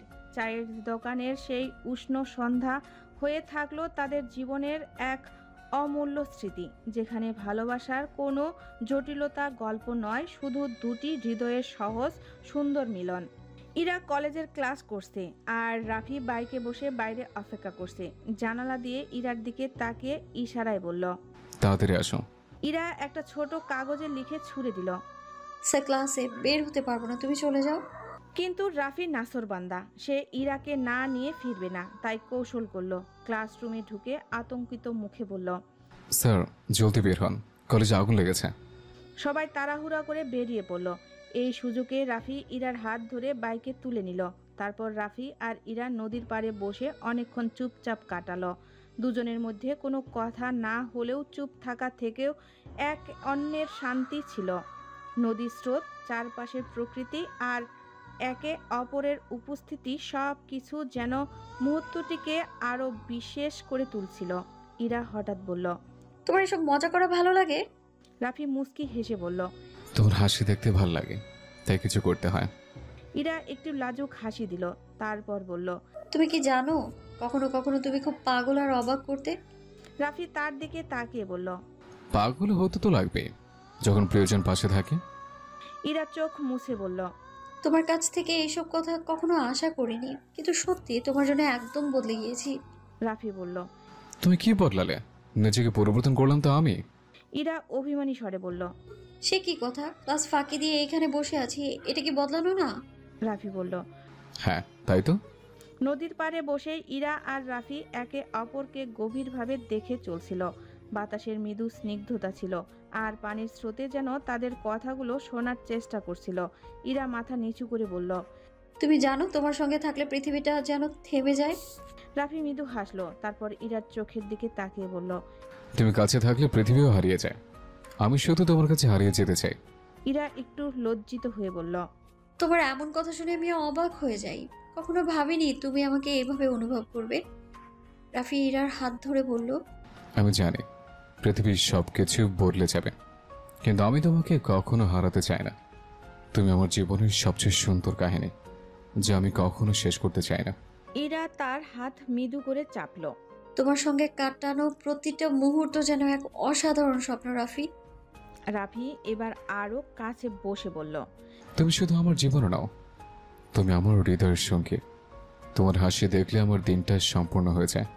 ইরা ধীরে ধীরে চোখ তুলে রাফির দিকে তাকালো। তুমি কি জানো, আমি যদি তোমার হাত ধরে চলতে পারি তবে আমার পথটাও সঠিক মনে হয়। রাফি একে অপরকে ছুঁয়ে, তোমার ভালোবাসা ছাড়া আমি কিছুই না, তুমি আমার পৃথিবী। সেদিন নদীর পাড়ে বসে ইরা আর রাফি একে অপরকে আরো কাছে অনুভব করলো। তাদের মাঝে ভালোবাসার প্রতিটি মুহূর্ত যেন আরো শক্তিশালী হয়ে উঠল। সন্ধ্যায় বাইকে চড়ে তারা নিজেদের গলিতে এলেন। তাদের দেখা মাত্রই ছুটে এলো বাবুল আর শীতল। বাবুল বলল, ক্যাপ্টেন, স্বামীর তার দলবল নিয়ে এসেছিল, বলেছে রাফি এখন ক্ষমতায় নেই, এই গলি এখন থেকে ওরা শাসন করবে। শীতল উদ্বিগ্ন হয়ে বলল। ক্যাপ্টেন, ওরা সবাইকে হুমকি দিচ্ছে, এখন কি করবেন? রাফি চিন্তায় পড়ে গেল। তবে কি আবার তাকে ক্ষমতায় ফিরতে হবে? মনে মনে ভাবল, এই সমাজে ভালো মানুষের কোনো মূল্য নেই। রাফি গভীর চিন্তায় মগ্ন। শীতল তাকে জিজ্ঞেস করল, ক্যাপ্টেন, তাহলে কি সিদ্ধান্ত নিলেন? রাফি ধীরে ধীরে বলল, আমাদের নিজেদের গলির শান্তি রক্ষা করতে হবে। স্যামিরদের হুমকিতে ভয় পেলে চলবে না। সবাইকে একত্রিত করে তাদের মোকাবেলা করতে হবে। বাবুল উত্তেজিত হয়ে বলল, ঠিক বলেছেন ক্যাপ্টেন, আমরা সবাই মিলে তাদের প্রতিহত করব। শীতল সম্মতি জানিয়ে বলল, হ্যাঁ ক্যাপ্টেন, আমরা সবাই আপনার সাথে আছি। রাফি সবার দিকে তাকিয়ে বলল, তাহলে চলো সবাই মিলে আমাদের গলির শান্তি রক্ষা করি। সবাই একসঙ্গে সম্মতি জানিয়ে প্রস্তুতি নিতে শুরু করলো। অন্যদিকে আহমেদ সাহেব জানালার পাশে দাঁড়িয়ে নিচের কথোপকথন শুনছিলেন। মনে মনে ভাবলেন, ইরাকে আর ওদের সঙ্গে মিশতে দেওয়া যাবে না। দিন দিন ও জড়িয়ে পড়ছে। বড় কিছু ঘটার আগেই এসব থেকে ওকে দূরে সরিয়ে রাখতে হবে। তিনি ডাকলেন, ইরা। ইরা উপরে তাকে জবাব দিল, বলো বাবা। বাসায় এসো মামুনি। আসছি বাবা। রাফি শান্ত কণ্ঠে বলল, এরা তুমি যাও, এটা নিয়ে চিন্তা করো না, আমি সামনে নেব। ইরা এক মুহূর্ত তাকিয়ে থাকলো, তারপর আস্তে করে বলল। ইরা আর কিছু না বলে ধীরে ধীরে সিঁড়ি বেয়ে উপরে উঠে গেল। আহমেদ সাহেব চুপচাপ দাঁড়িয়ে রইলেন, চোখে এক অদ্ভুত কঠোরতা। ইরা দরজার কাছে পৌঁছাতেই তিনি বললেন, তোমার ওদের সাথে মেলামেশা বন্ধ করতে হবে ইরা। ইরা বিস্মিত হয়ে বাবার দিকে তাকালো। কিন্তু কেন বাবা? সবকিছু তুমি বুঝবে সময় হলে, এখন শুধু আমার কথা শোনো ইরা। ইরার মনে হাজারটা প্রশ্ন, কিন্তু বাবার চোখের গভীরতা দেখে আর কিছু বলতে সাহস পেল না। বাইরে তখনও রাফি একা দাঁড়িয়েছিল। অন্ধকারে তার মুখটা ঠিক স্পষ্ট বোঝা যাচ্ছিল না, কিন্তু সে জানতো সামনে ঝড় আসছে। গভীর রাত, চারপাশ নিস্তব্ধ, নিস্তব্ধতার চাদরে মরা শহর। হঠাৎই একদল বাইকের গর্জন সেই নীরবতা ভেঙে দিল। রাফি ও তার সঙ্গীরা দ্রুত গতিতে ছুটে গেল অজানা এক গন্তব্যে। রাফি তার আগের রূপে ফিরে আসলো। কিছুক্ষণ পর তারা ফিরে এলো। রাফির চোখে তীব্র এক আগুনের ঝলক, মুখের রহস্যময় অভিব্যক্তি। তার হাতে তখনও লেগে তাজা রক্তের দাগ। রাত কেটে ভোর হলো। প্রতিদিনের মতো গলির চায়ের দোকানের সামনে ব্যস্ততা শুরু হয়েছে। রাফি বসে আছে আকবরের দোকানে, গভীর চোখে চায়ের কাপে চুমুক দিচ্ছে। এদিকে ইরা তৈরি হয়ে বের হলো কলেজের পথে। রাফি তাকে দেখে এগিয়ে গিয়ে বলল, চলো তোমাকে নামিয়ে দিয়ে আসি। ইরা মৃদু হেসে বলল, যেতে পারি, তবে আজ ক্লাস মিস দিতে পারবো না। রাফি কৌতূহল করে বলল, ঠিক আছে আমার মায়াবতী মহারানী। সেই মুহূর্তে রাস্তার পাশে একটি জিপ গাড়ি এসে থামলো। গাড়ির দরজা খুলে একে একে নেমে আসলো স্বামীর ও তার দলবল। সবার হাতে পিস্তল। স্বামীর রাগে গর্জন করে উঠল, রাফি, কাল রাতে আমাদের উপর হামলা করেছিস, কি ভেবেছিস তোকে ছেড়ে দেবো? তার কথায় গলির পরিবেশ থমথমে হয়ে গেল। চারপাশের মানুষ বিস্ময়ে তাকিয়ে রইল। হইচই শুনে জানালার দিকে উকি দিলেন আহমেদ সাহেব। মেয়েকে বিপদে দেখে তিনি দ্রুত বেরিয়ে এলেন। ইরা হতবাক হয়ে রাফির দিকে তাকিয়ে বলল, তুমি নিজেকে বদলাতে পারোনি রাফি, আমায় ঠকিয়েছো তুমি। চারিদিকে নিস্তব্ধতা নেমে এলো। রাফি আর ইরা একে অপরের চোখে চোখ রাখলো। ইরার চোখে বেদনার ছায়া। কেন করলে রাফি? তখনই স্বামীর ট্রিগার টিপল। গুলি ছুটে এলো ইরার দিকে।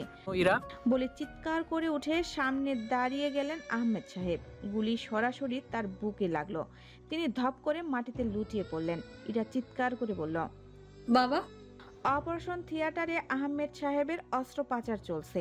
বাইরে সবাই উদ্বিগ্ন আর উৎকণ্ঠায় অপেক্ষা করছে। জাহানারা বেগম কান্না জড়িত কণ্ঠে বললেন, আমি বলেছিলাম এখানে থাকার দরকার নেই, চলো অন্য কোথাও যাই, কিন্তু কেউ আমার কথা শুনলো না। ইরা অপারেশন থিয়েটারের দরজার দিকে এক দৃষ্টিতে তাকিয়ে আছে। লাল লাইটটা কখন বন্ধ হবে, কবে বাবা বের হবে, সে শুধু সেই অপেক্ষায়। বাবাকে ছুঁয়ে দেখতে চায়, তার স্নেহভরা হাতগুলো আবার অনুভব করতে চায়। রাফি এক কোনায় দাঁড়িয়ে নীরবে সব দেখছে। সে জানে এই ঘটনার জন্য সেই দায়ী। যদি কাল রাতে হামলা না হতো তাহলে কিছুই বদলাতো না। জাহানারা বেগম রাগে ফেটে পড়লেন। রাফির দিকে তাকিয়ে বললেন, তুই দোষী, তুই আমার স্বামীকে মেরে ফেললি, সবকিছু তোর জন্য হয়েছে। ইরা মায়ের হাত ধরে বলল, মা শান্ত হও, তুমি এইভাবে কেন বলছো? কিন্তু জাহানারা বেগম আরো রেগে গিয়ে ইরার গালে চড় মারলেন। কাপা কণ্ঠে বললেন, তুই দায়ী ইরা, তোর বাবা তোকে বলেছিল এই ছেলের কাছ থেকে দূরে থাকতে, তুই শুনিসনি। যদি তোর বাবার কিছু হয় তবে তোকে আমি আর মেয়ে বলে পরিচয় দিব না। ইরা ফুপিয়ে কেঁদে উঠল। প্লিজ এমন কথা বলো না, বাবা ঠিক হয়ে যাবে, কিচ্ছু হবে না তার। ঠিক তখনই বাবুল দৌড়াতে দৌড়াতে এসে বলল, সামির পালিয়েছে, আশরাফুল ভাই তাকে খুঁজছেন। বাবুলের কথা শুনে সবাই স্তব্ধ হয়ে গেল। জাহানারা বেগম থমকে দাঁড়ালেন, চোখে বিস্ময়। ইরা কান্না থামিয়ে বাবুলের দিকে তাকালো, যেন সে ঠিক শুনছে কিনা নিশ্চিন্ত হতে চাইছে। সামির পালিয়েছে। রাফির গলা কাঁপছিল। হ্যাঁ। বাবুল হাঁপাতে হাঁপাতে বলল, আশরাফুল ভাই আর তার অফিসাররা তাকে খুঁজছে, কিন্তু এখনো খোঁজ মেলেনি। রাফি গভীর চিন্তায় পড়ে গেল। তার মনে হচ্ছে শামীম পালিয়ে গেছে, কিন্তু আবার সে আসবে, থামবে না। ঠিক তখনই অপারেশন থিয়েটারের লাল লাইট নিভে গেল। সবাই দৌড়ে দরজার সামনে গিয়ে দাঁড়ালো। কয়েক সেকেন্ডের মধ্যেই ডাক্তার বেরিয়ে এলেন। ডাক্তার সাহেব, আমার স্বামীর কি অবস্থা? জাহানারা বেগম কাপা কণ্ঠে জিজ্ঞাসা করলেন। ডাক্তার কিছুক্ষণ চুপ থেকে বললেন, অবস্থা সংকটপূর্ণ, কিন্তু আপাতত তিনি বেঁচে আছেন। আমরা চেষ্টা করছি, আশা করি তিনি সুস্থ হয়ে উঠবেন, তবে পরবর্তী 24 ঘন্টায় খুব গুরুত্বপূর্ণ। এই কথা শুনে জাহানারা বেগম আবার কেঁদে ফেললেন। ইরা নিঃশব্দে চোখের জল ফেলছে, আর রাফি মুষ্টিবদ্ধ হাত নিয়ে সামনের দেওয়ালের দিকে তাকিয়ে আছে। সামির পালিয়ে গেছে, আনাকার মৃত্যুর সঙ্গে লড়ছেন, সবকিছু আমার জন্য। রাফি ফিসফিস করে বলল। রাত গভীর। ইরা আর জাহানারা বেগম হাসপাতালের করিডোরে অপেক্ষা করছে। রাফিকে তাড়িয়ে দেওয়া হয়েছে, তাই তারা বাইরে বসে আছে। ইরার চোখ ক্লান্তিতে বন্ধ হয়ে আসছে, কিন্তু তবুও সে জেগে থাকতে চায়, বাবাকে শেষবারের মতো দেখবে বলে। হঠাৎ আইসিইউ থেকে এক নার্স বেরিয়ে তাড়াহুড়া করে ডাক্তারের কক্ষে ছুটে গেল। জাহানারা বেগম দুশ্চিন্তায় উঠে দাঁড়ালেন, ফিসফিস করে বললেন, কি হচ্ছে? ইরা মাকে শক্ত করে ধরে বলল, মা তারা ছুটছে কেন? ডাক্তার দ্রুত আইসিইউতে ঢুকে দরজা বন্ধ করে দিল। জাহানারা বেগম উদ্বিগ্নে কাঁদতে কাঁদতে বললেন, আমার স্বামীর কি হলো? কয়েক মিনিট পর ডাক্তার বেরিয়ে এলেন। একটু চুপ থেকে ধীরে ধীরে বললেন, আমিও চাই আর নেই, আল্লাহ তাকে জান্নাত নসিব করুক। ইরা আর জাহানারা বেগম কান্নায় ভেঙে পড়লেন। তাদের চিৎকারে হাসপাতালের পরিবেশ ভারী হয়ে উঠল। বাইরে থাকা রাফি আর বাবুল দৌড়ে ভেতরে এলেন। রাফি আর বাবুল ছুটে এসে দেখল জাহানারা বেগম মেঝেতে বসে হাউমাউ করে কাঁদছেন। ইরা ফাঁকা দৃষ্টিতে আইসিইউর দরজার দিকে তাকিয়ে আছে, যেন সে কিছুই বুঝতে পারছে না। রাফি দ্রুত ইরার কাছে গিয়ে তার কাঁধে হাত রাখল। ইরা, নিজেকে সামলাও। ইরা ধীরে ধীরে রাফির দিকে তাকালো। তার চোখ দুটো লাল হয়ে গেছে, ঠোঁট কাঁপছে, কিন্তু কোনো শব্দ বের হচ্ছে না। জাহানারা বেগম কান্নার মাঝে বললেন, আমার আহমেদ আমাকে ছেড়ে চলে গেল, আমি এখন কি করব? বাবুল মাটিতে হাঁটু গেড়ে বসে তাকে সান্ত্বনা দেওয়ার চেষ্টা করলো, কিন্তু শক্ত থাকার উপায় কোথায়? হাসপাতালের নিঃসঙ্গ করিডোরে এক অসম্ভব শূন্যতা ছড়িয়ে পড়েছে। আহমেদ সাহেব ছিলেন এই পরিবারের আশ্রয় ছায়া। সেই ছায়া আজ চিরতরে মুছে গেছে। কিছুক্ষণ পর নার্স এসে বলল, আপনারা শান্ত হন, আমাদের কিছু কাগজপত্রের কাজ আছে। রাফি বলল, আমি সব দেখছি। তাদের কাগজপত্রের কাজ সারতে এগিয়ে গেল। ইরা ধীর পায়ে বাবার কেবিনের দিকে এগিয়ে গেল। দরজার সামনে দাঁড়িয়ে বুকটা কেমন ভারী লাগলো। একবার চোখ বন্ধ করলো, তারপর দরজা ঠেলে ভেতরে ঢুকলো। বাবা শুয়ে আছে, শান্ত নিশ্চুপ। ইরা কাছে গিয়ে বাবার হাত ধরে ফিসফিস করে বলল, বাবা তুমি তো বলেছিলে আমাকে ছেড়ে কখনো যাবে না, তাহলে এইভাবে চলে কেন গেলে? কান্না আটকে রাখতে পারল না সে। পুরো ঘর যেন বাবার শূন্যতায় স্তব্ধ হয়ে গেল। রাতে জানালার পাশে চুপচাপ বসে আছে ইরা। স্থির দৃষ্টিতে গলির দিকে তাকিয়ে আছে সে। বাবাকে হারিয়েছে মাত্র 4 দিন হলো। গলির শান্তির জন্যই বাবা জীবন দিয়েছিলেন, কিন্তু সত্যি কি শান্তি এসেছে? না, সবকিছুই আগের মতোই আছে। রাফি আবার তার দলবল নিয়ে গলির নিয়ন্ত্রণ নিয়েছে। আগের নিয়মেই চলছে। ইরা বুকের ভেতর কষ্টের পাহাড় জমেছে। বাবার কণ্ঠস্বর, হাসি, সবকিছুই যেন এখনো কানে বাজে, কিন্তু গলির মানুষদের চোখের কোনো পরিবর্তন নেই, যেন কিছুই হয়নি। রাফি আর তার দল আগের মতোই দাপিয়ে বেড়াচ্ছে। গলির মোড়ে দাঁড়িয়ে সিগারেট টানছে, পথচারীদের ভয় দেখাচ্ছে। বাবার কথা কেউ মনে রাখেনি, কেউ প্রতিবাদও করছে না। ইরা জানে এভাবে চলতে থাকলে বাবার আত্মত্যাগ বৃথা যাবে। অন্যদিকে বাবার খুনিরা হয়তো এখন অন্য কোথাও নিশ্চিন্তের দিন কাটাচ্ছে, ভালো খাবার খাচ্ছে, নির্ভয়ে ঘুরে বেড়াচ্ছে, হাসছে, গল্প করছে। তাদের মনে কোনো বোঝাই নেই, কোনো অনুশোচনা নেই। ইরা জানে তার বাবার জন্য বিচার কেউ এনে দেবে না। গলির মানুষ চুপ করে আছে, প্রশাসনও নীরব। বাবার রক্ত যে মাটিতে শুকিয়ে গেছে সেই মাটিতে আর কোনো পরিবর্তন আসেনি, কিন্তু ইরার মন মানতে চায় না বাবার জীবন এভাবে বৃথা যেতে পারে না। কিছু একটা করতেই হবে, কিন্তু কি করবে, কোথা থেকে শুরু করবে? জানালার বাইরে তাকিয়ে ইরা প্রতিজ্ঞা করে এই অন্যায়ের শেষ সে করবেই। ইরা ক্ষোভে ফেটে পড়ল, চোখ মুখ লাল করে রাফির দিকে এগিয়ে এসে বলল, তুমি কি শুরু করেছো? বাবা মারা গেছেন মাত্র 4 দিন হলো আর তুমি অন্যায়ের খেলা শুরু করে দিয়েছো। কিভাবে পারলে এমনটা করতে তুমি? রাফি নিষ্প্রিয় কণ্ঠে বলল, কিছুই বদলায়নি, সব আগের মতোই চলবে, যেমনটা আমি চেয়েছি। ইরা কেঁপে উঠল, দুঃখ আর রাগ মিলেমিশে গলাটাকে ভারী করে তুলল তার। তুমি প্রতারক, বিশ্বাসঘাতক, অভিনয় করে সবাইকে দেখিয়েছো যেন সবাই বদলে যাবে, কিন্তু আসলে তুমি নিষ্ঠুর, বরাবরের মতোই। তার কণ্ঠ ফেটে গেল কান্নায়। তুমি আমার বাবাকে হত্যা করেছো, খুনি তুমি। রাফির চোখেও আগুন ঝরল এবার। গম্ভীর কণ্ঠে সে বলল, আমি তোমার বাবাকে খুন করিনি ইরা, সবকিছু হয়েছে তোমার জন্য। তার কণ্ঠে যেন অভিমান ঝরল। এই গলিতে এসে নিয়ম বদলানোর দরকারটা এবার কি ছিল? ইরা হতভম্ব হয়ে রাফির দিকে তাকিয়ে রইল। চোখের কোণে জমে থাকা অশ্রু গাল বেয়ে গড়িয়ে পড়ল। চোখের অশ্রু মুছতে মুছতে চলে গেল নিজের ঘরে। রাফির হৃদয়ে এক অজানা ভার যেন নিঃশব্দে সব কিছু ধসে পড়ছে। ইরার চোখের গভীরে সে খুঁজেছিল ভালোবাসার উষ্ণতা, অথচ সেখানে শুধুই ঘৃণার ছায়া। তার জন্য অনুভূতিগুলো এতটাই নির্মম হয়ে উঠবে তা সে কখনোই ভাবেনি। অন্যদিকে এই গলির নিয়তি এখন তার হাতে। শক্ত হাতে নিয়ন্ত্রণ না রাখলে এখানেও প্রতিটি ইট, প্রতিটি ঘর বিলীন হয়ে যাবে স্বামীর নির্মম পরিকল্পনায়। বিলাস কোম্পানির আড়ালে লুকিয়ে থাকা লোভ এক নিমিষে শত শত মানুষের মাথার উপর থেকে ছাদ কেড়ে নেবে। এখানে টিকে থাকার একমাত্র উপায় ক্ষমতা। যদি শক্তি না থাকে তাহলে এই গলির অস্তিত্ব একদিন কেবল স্মৃতির পাতায় রয়ে যাবে।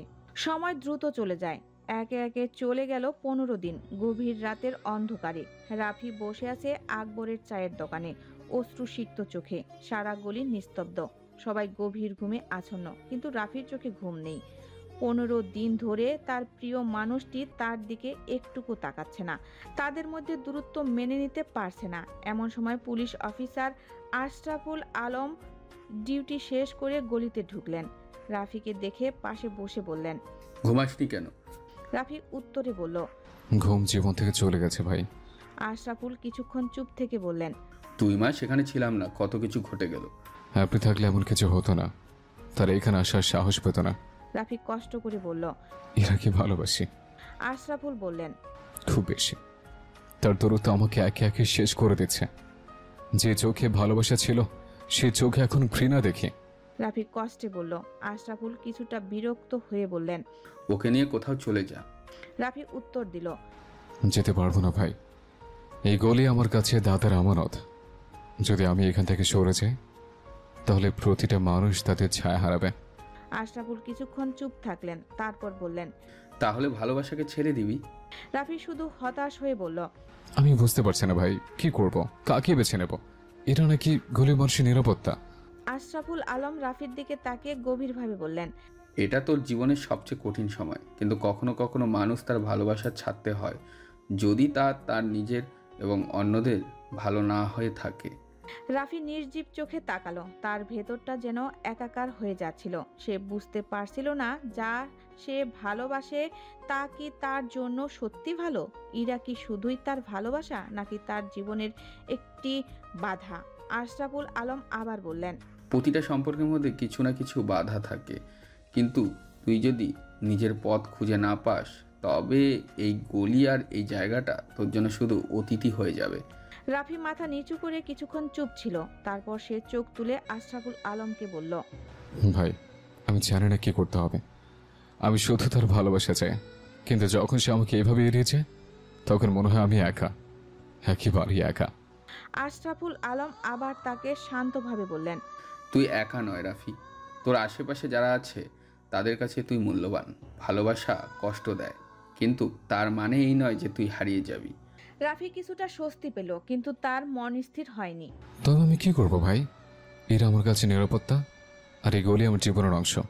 কিভাবে এটা ছাড়বো? সে প্রশ্ন করলো। আশরাফুল আলম কিছুক্ষণ চুপ থেকে বললেন, হয়তো তোর পথ খুঁজে পাওয়ার জন্য একটু সময় দরকার, তবে একবার তুই ঠিক করে ফেললে আর কিছুই তোর পথে আসবে না। রাফি আর কিছু বলল না, তার চোখের অশ্রু থামল না, কিন্তু অন্তরের এক ধরনের শান্তি অনুভব করছিল। একে একে সময় চলে যাচ্ছে, কিন্তু তার জন্য গলির প্রতিটা মুহূর্ত, প্রতিটা সিদ্ধান্ত তার জীবনের এক একটি গুরুত্বপূর্ণ অংশ হয়ে থাকবে। সকালে ইরা আর নীরা কলেজে যাওয়ার পথে পুলিশ অফিসার আশরাফুলের সঙ্গে দেখা হলো। তিনি কাছে এসে বললেন, ইরা, একটু শুনবে বোন? বলুন ভাইজান। তোমার সঙ্গে গুরুত্বপূর্ণ কিছু কথা আছে। বলুন। আশরাফুল খানিকক্ষণ চুপ করে থেকে বললেন, রাফি তোমাকে সত্যি ভালোবাসে ইরা, কিন্তু সে একটু একটু করে ধ্বংস হয়ে যাচ্ছে। ইরার মুখ শক্ত হয়ে গেল। সে দৃঢ় কণ্ঠে বলল, ভাইজান, সে যদি হামলা না করতো তাহলে আমার বাবা মারা যেতেন না, আমরা সবাই শান্তিতে থাকতে পারতাম। আশরাফুল গভীর শ্বাস নিয়ে বললেন, এই গলির মানুষ কখনো শান্তিতে থাকতে পারে না ইরা, স্বামীর থাকতে দেবে না। সেই গলির অস্তিত্ব মুছে দিয়ে এখানে বড় কোম্পানি খুলতে চায়। ইরা বিস্ময়ে তাকালো। কি বলছেন আপনি? হ্যাঁ ইরা, রাফির ক্ষমতা আছে বলেই এখনো কিছু করতে পারিনি, কিন্তু মনে রেখো এই সমাজে ক্ষমতাই সব, ক্ষমতা ছাড়া টিকে থাকা কঠিন। কিছুক্ষণ চুপ থেকে তিনি আবার বললেন, তোমরা অন্য শহরে চলে যাও ইরা, তোমরা অন্য শহরে চলে যাও ইরা, এখানকার পরিবেশ তোমাদের জন্য নিরাপদ নয়, আর এই গলির দায়িত্ব এখন আমার। স্বামীর সঙ্গে লড়াই আমি করব। ইরা এক মুহূর্ত ভাবলো, তারপর হালকা শ্বাস ফেলে ছুটে গেল রাফির কাছে। রাফি বসেছিল আকবরের দোকানে, সঙ্গে ছিল বাবুল আর শীতল। ইরা কিছুটা দূর থেকে ডেকে উঠল, রাফি। রাফি মাথা তুলে তাকালো। ইরার চোখে অস্থিরতা, শ্বাস দ্রুত চলছে। বাবুল আর শীতলও অবাক হয়ে ওর দিকে তাকালো। রাফি উঠে দাঁড়িয়ে এগিয়ে এলো। কি হচ্ছে এরা? ইরা এক মুহূর্ত চুপ করে থাকলো, যেন ঠিক কোন কথা দিয়ে শুরু করবে বুঝতে পারছে না। তারপর দৃঢ় কণ্ঠে বলল, আমাদের এই গলি আর নিরাপদ নয় রাফি, স্বামী সবকিছু শেষ করে দিতে চায়। রাফির চোখ সরু করলো, মুখে একটা কঠিন ভাব ফুটে উঠল। আমি জানি এরা। জানো, আর তবুও চুপ করেছিলে, আমাকে কেন কিছু বলনি? আমি চুপ নেই, আমি আমার সময়ের অপেক্ষা করছি। ইরা হতাশ হয়ে মাথা নাড়ল। আশরাফুল ভাই বলেছেন আমরা যদি এখানে থাকি তাহলে ভালো কিছু হবে না, তিনি চাইছেন আমরা অন্য কোথাও চলে যাই। রাফি এক মুহূর্ত চুপ থেকে ধীর কণ্ঠে বলল, তুমি কি তাই চাও ইরা? ইরা রাফির চোখের দিকে তাকিয়ে রইল। তার মনে পড়ল বাবার কথা, পুরনো সুখের দিনের কথা, কিন্তু সেই সঙ্গে মনে পড়ল রাফির লড়াই, তার ভালোবাসা। আমি শুধু শান্তি চাই রাফি। রাফি হালকা হেসে বলল, শক্তি কখনো সহজে আসে না ইরা। যদি অন্য কোথাও গিয়েও যুদ্ধ করতে হয়, তাহলে কেন এই যুদ্ধটা এখানে শেষ করব না? ইরা কিছু বলতে গিয়েও থেমে গেল। বাবুল তখন গম্ভীর গলায় বলল, আমরা লড়াই করব রাফি। রাফি এক মুহূর্তের জন্য চারপাশটা দেখলো, তারপর দৃঢ় কণ্ঠে বলল, হ্যাঁ, লড়াই করব। এটা আমাদের গলি, এটা আমাদের ঘর। সামির যাই করুক, আমরা মাথা নিচু করব না। ইরা রাফির মুখের দিকে তাকিয়ে রইল, তার চোখে উদ্বিগ্ন, কিন্তু কথাও যেন এক ধরনের নির্ভরতা জাগলো। রাফি যদি লড়াই করতে পারে তাহলে সে কেন পিছিয়ে যাবে? আমি তোমার সঙ্গে আছি রাফি। রাফি মৃদু হেসে বলল, তাহলে আমরা লড়বো ইরা, শেষ পর্যন্ত। ইরার মুখে দৃঢ়তা, চোখে অদ্ভুত এক উজ্জ্বলতা। সে হাসলো, যেন নিজের ভবিষ্যৎ দেখতে পাচ্ছে। হ্যাঁ রাফি, আমরা এখানেই থাকবো, এই গলিতেই আমাদের ছোট্ট সংসার হবে, আমাদের সন্তানেরা এখানে বড় হবে, আমাদের মতোই এই গলিকে ভালোবাসবে। রাফি হতভম্ব হয়ে তাকিয়ে রইল। তুমি সব কি বলছো ইরা? তার মনে এক ধরনের বিস্ময় কাজ করলো। ইরা তাহলে সত্যি তাকে নিয়ে স্বপ্ন দেখছে। কিছুক্ষণ চুপ থেকে রাফি ফিসফিস করে বলল, আমরা তাহলে বিয়ে করব? ইরা চোখ নামিয়ে নরম স্বরে বলল, আমরা একে অপরকে ভালোবাসি, তাই না? তাহলে কেন নয়? রাফির বুক ধক করে উঠল। বাবুল আর শীতল মুখ চাওয়াচাই করলো। চারপাশের পরিবেশ থমথমে, পরিস্থিতির মধ্যেও যেন একটুখানি শান্তির পরশ বয়ে গেল। রাফি ধীরে ধীরে ইরার দিকে এগিয়ে এলো। যদি তুমি সত্যিই চাও, তাহলে আমি সবকিছু হারিয়ে হলেও তোমার সঙ্গে থাকবো। ইরা মৃদু হেসে বলল, আমি চাই রাফি, আমরা একসঙ্গে থাকবো, লড়বো, আর একদিন এই গলির গল্পে আমাদের নাম লেখা থাকবে। রাফি গম্ভীর শ্বাস নিয়ে বলল, তাহলে শুরু হোক আমাদের নতুন গল্প। ইরা মৃদু হেসে দৃঢ় কণ্ঠে বলল, হ্যাঁ রাফি, আমরা কালই বিয়ে করব, দেরি করে লাভ নেই। এই গলি, এই জীবন, সবকিছু যদি আমাদের হয় তাহলে আমাদের সম্পর্ক দৃঢ় হোক। বাবুল হেসে উঠল। বাহ, ইরার সাহস তো দেখার মতো। শীতল মুস্কি হেসে বলল, আমি বলেছিলাম ইরা অন্য মেয়েদের মতো নয়। রাফি গভীরভাবে ইরার চোখের দিকে তাকালো, তারপর ধীরে ধীরে হাসলো। ঠিক আছে ইরা, কালই আমাদের বিয়ে হবে, কোনো বাধা আমাদের থামাতে পারবে না। ইরা স্বস্তির হাসি হাসলো। এই ভালোবাসা, এই গলি, এই লড়াই, সবকিছুর মধ্য থেকেও সে তার স্বপ্নের ঘর বাঁধতে চায়। আর রাফি, সে সব ঝড় সামলেও ইরার হাত ধরে রাখতে প্রস্তুত। কোচিং শেষ করে ইরা আর নীলা ক্লান্ত শরীরে বাসায় ফিরছিল।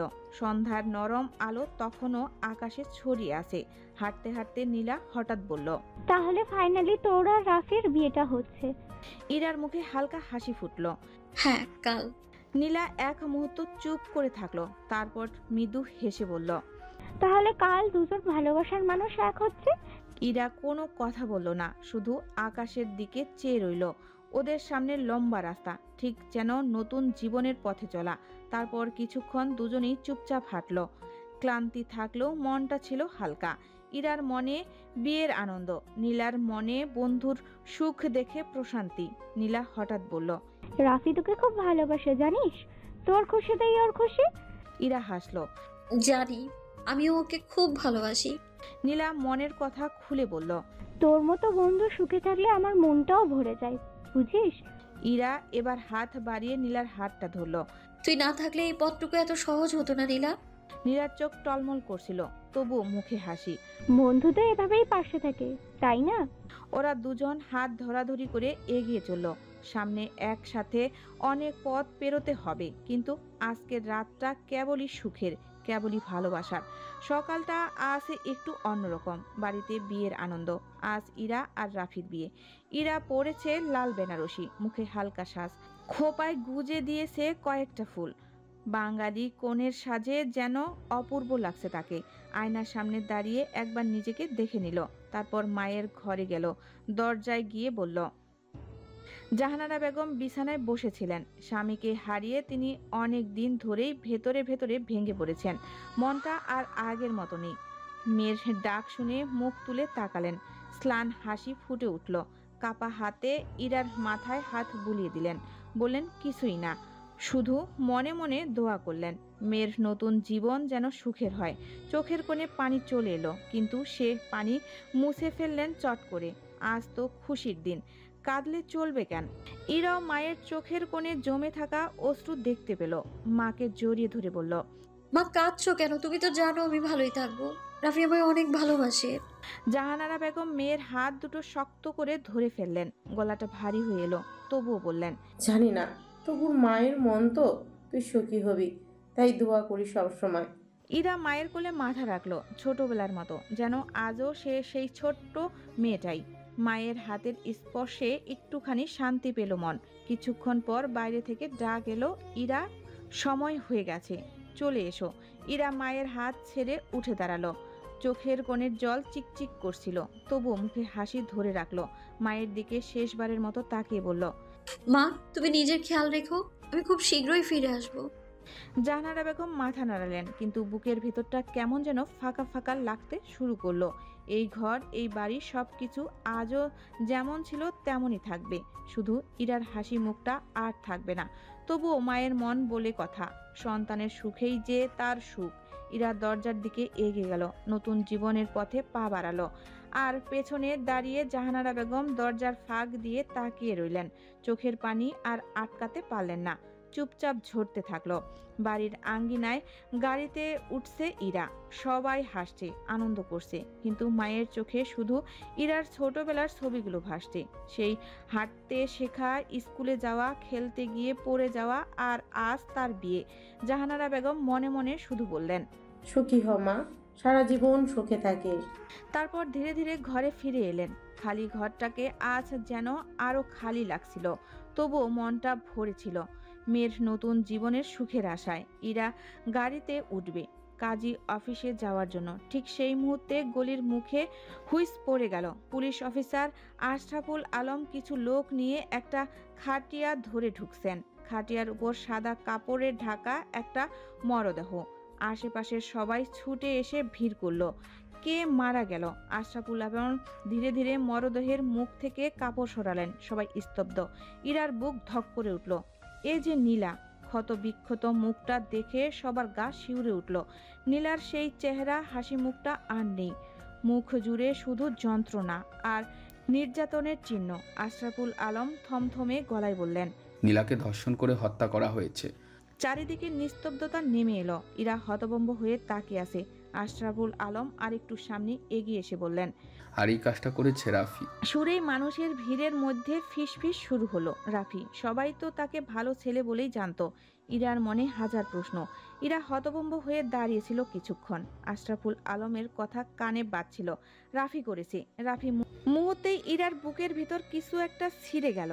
সে হঠাৎ চিৎকার করে উঠল, না, মিথ্যা, এটা অসম্ভব। রাফি কিচ্ছু করেনি, করতে পারে না, এটা ষড়যন্ত্র। তার চোখ ফেটে জল আসছে। সে মরদেহের কাছে ছুটে গেল। নীলার নিথর মুখের দিকে তাকিয়ে আর নিজেকে ধরে রাখতে পারল না। কাপা কাপা হাতে নীলার মুখ ছুঁয়ে বলল, নীলা, উঠ না। তার কণ্ঠে আকুতি। বুকের ভেতর থেকে ফুপিয়ে ফেটে পড়ছে কান্না। আমার সখী, তুই উঠ, প্লিজ উঠ। তোর তোর কিছু হয়নি, তুই ঠিক আছিস। কাল রাতেই তো আমরা একসাথে বাড়ি ফিরলাম। কান্নায় গলা বুজে আসে ইরার। তুই উঠে সবাইকে বল রাফি নির্দোষ, ও কিছু করেনি, কেউ কিচ্ছু জানে না। তুই তো জানিস, প্লিজ নীলা, চোখ খোল। এই নীলা, দেখ না, আজ আমার বিয়ে, আমি বউ সেজেছি। তোর বান্ধবীকে দেখবি না তুই? চারপাশে শোকের নীরবতা। বাতাস ভারী হয়ে এসেছে। মানুষের চোখে জল, কিন্তু কেউ কিছু বলতে পারছে না। ইরার আহাজারি ছাপিয়ে উঠেছে চারিদিকে। তার কান্নার শব্দে আকাশ যেন ভারী হয়ে উঠল। নীরার নিথর দেহটা ধরে ইরা বসে পড়ল মাটিতে। শুধু বলেই যাচ্ছে, আমার সখী, ওঠ না প্লিজ। আমি তোকে ছাড়া বাঁচবো না, ওঠ না প্লিজ। গলির মাথায় সূর্য ঢলে পড়ছে পশ্চিমে। রক্তবর্ণ আকাশ যেন নীরার রক্তমাখা মুখের প্রতিচ্ছবি হয়ে উঠেছে। আর সেই লালচে আলোয় ভেসে যাচ্ছে ইরার ফেটে যাওয়া বুকের কান্না। নীলাকে ধর্ষণ ও হত্যার দায়ে রাফিকে গ্রেপ্তার করা হলো। ট্রেনটি এক ঝটকায় থেমে গেল। আচমকা ধাক্কায় সবাই চমকে উঠল। ইরা যেন অতীতের কোনো এক গভীর স্মৃতি থেকে বর্তমানের মাটিতে ফিরে এলো। সারা গোপনে শ্বাস ফেলে ফিসফিস করে বলল, এই রাফি কি সত্যি নীলাকে ধর্ষণ করে মেরে ফেলেছে? জানি না তারপর কি হবে, জানা নেই। তবে আমার খুব খারাপ লাগছে, বুকটা মোচড় দিচ্ছে। তোরা বুঝিস না, এগুলো সব রাফির বিরুদ্ধে শামীমের ষড়যন্ত্র। স্পষ্ট দেখতে পাচ্ছি আমি। কিন্তু একটা ব্যাপার বুঝতে পারছি না, পুলিশ তো গ্রেফতার করেছিল রাফিকে, কিন্তু ইরা জেলে গেল কিভাবে? তোরা এভাবে গুনগুন করেছিস কেন? ধৈর্য ধর, সব জানতে পারবি সময় হলে। অপেক্ষা কর। আবির এবার ইরার দিকে তাকিয়ে কোমল স্বরে বলল, আপনার কিছু লাগবে? কিছু খাবেন? এনে দেই? ইরা মৃদু হাসলো, তবে সেই হাসির মধ্যে কেমন একটা বিষাদ মিশেছিল। ধন্যবাদ তোমাকে, আমার কিছু লাগবে না। ব্যাগ থেকে পানির বোতল বের করে ঢক ঢক করে খেলো। তারপর জানালার দিকে তাকিয়ে বলল, এখন আমরা কোথায়? মায়াতলি কি এখনো আসেনি? এখন বকুলতলি, পরে স্টেশন মায়াতলি। আর কিছুক্ষণ পরে পৌঁছাবো। ইরা জানালার বাইরে তাকিয়ে দেখলো প্ল্যাটফর্মের এক কিশোর বাদাম বিক্রি করছে। ছেলেটা খুপড়ির মতো একটা ঝুড়ি থেকে বাদাম নিচ্ছে আর চিৎকার করে ডাকছে, বাদাম নেবেন? গরম বাদাম। ইরার ঠোঁটে হালকা হাসি ফুটে উঠল, কিন্তু সেই হাসি ছিল স্মৃতিমাখা, অতীতের আবরণে ঢাকা। হিয়া কৌতূহল নিয়ে জানতে চাইল, বাদাম খাবেন? ইরার চোখের কণা মুছে নিল। অশ্রুসিক্ত চোখে বলল, না, বাদাম দেখলে রাফির কথা মনে পড়ে আমার। আমরা নদীর পাড়ে বসে বাদাম খেতাম, খুব হাসতাম, খুব ঝগড়া করতাম, কত কথা বলতাম। আজও যেন ওর হাসির শব্দ শুনতে পাচ্ছি আমি। কথাটা শেষ হওয়ার আগেই পরিবেশটা ভারী হয়ে গেল। সবার মুখ মলিন হয়ে উঠল। ট্রেন আবার হালকা ঝাঁকি দিয়ে চলতে শুরু করলো। ইরা জানালার বাইরে তাকিয়ে থাকলো। প্ল্যাটফর্মটা পেছনে চলে যাচ্ছে। বাদামওয়ালা ছেলেটা ছোট হয়ে মিলিয়ে যাচ্ছে। আর ইরার চোখের সামনে যেন ভেসে উঠল সেই পুরনো বিকেল। নদীর পাড়ে রাফি আর সে, হাসির ফোয়ারায় খুনসুটি আর কাঁধে কাঁধ মিলিয়ে বাদাম খাওয়ার দিনগুলো। তারপর কি হয়েছিল? আপনি কারাগারে 8 বছর কেন কাটিয়েছিলেন? ইরা এক দীর্ঘ নিঃশ্বাস ফেলল। তার চোখ দুটো ধীরে বন্ধ হয়ে গেল। স্মৃতির দরজা খুলে গেল। সময়ের স্রোত তাকে ট্রেনে নিয়ে গেল 8 বছর পেছনের অন্ধকার এক অধ্যায়ে। রাফি তখন কারাগারে বন্দী। ইরা খবরটা শুনেই ছুটে গিয়েছিল। সেদিন বৃষ্টি হচ্ছিল। কারাগারের কালো গেটের সামনে দাঁড়িয়ে ইরা কিছুক্ষণ স্থির হয়ে ছিল। বুকের ভেতর ধুকভুক শব্দ। গার্ডের অনুমতি নিয়ে ভেতরে প্রবেশ করলো। লোহার কারাগারের ওপাশে রাফি বসেছিল, মাথা নিচু, চেহারায় ক্লান্তির ছাপ, চোখে বিষণ্ণতা। রিমান্ডের শরীর নীল হয়ে গিয়েছে। ক্ষত বিক্ষত শরীরটা দেখে ইরা কেঁপে উঠল। ইরাকে দেখে রাফি ধীরে মুখ তুলল। চোখে যেন হাজার কথা, অথচ মুখে একটিও উচ্চারণ নেই। ইরা কাপা কণ্ঠে বলল, তারা তোমার কি অবস্থা করেছে? আমি ঠিক আছি ইরা, আমাকে নিয়ে চিন্তা করো না, তুমি শান্ত থেকো। কিভাবে শান্ত থাকি বলো?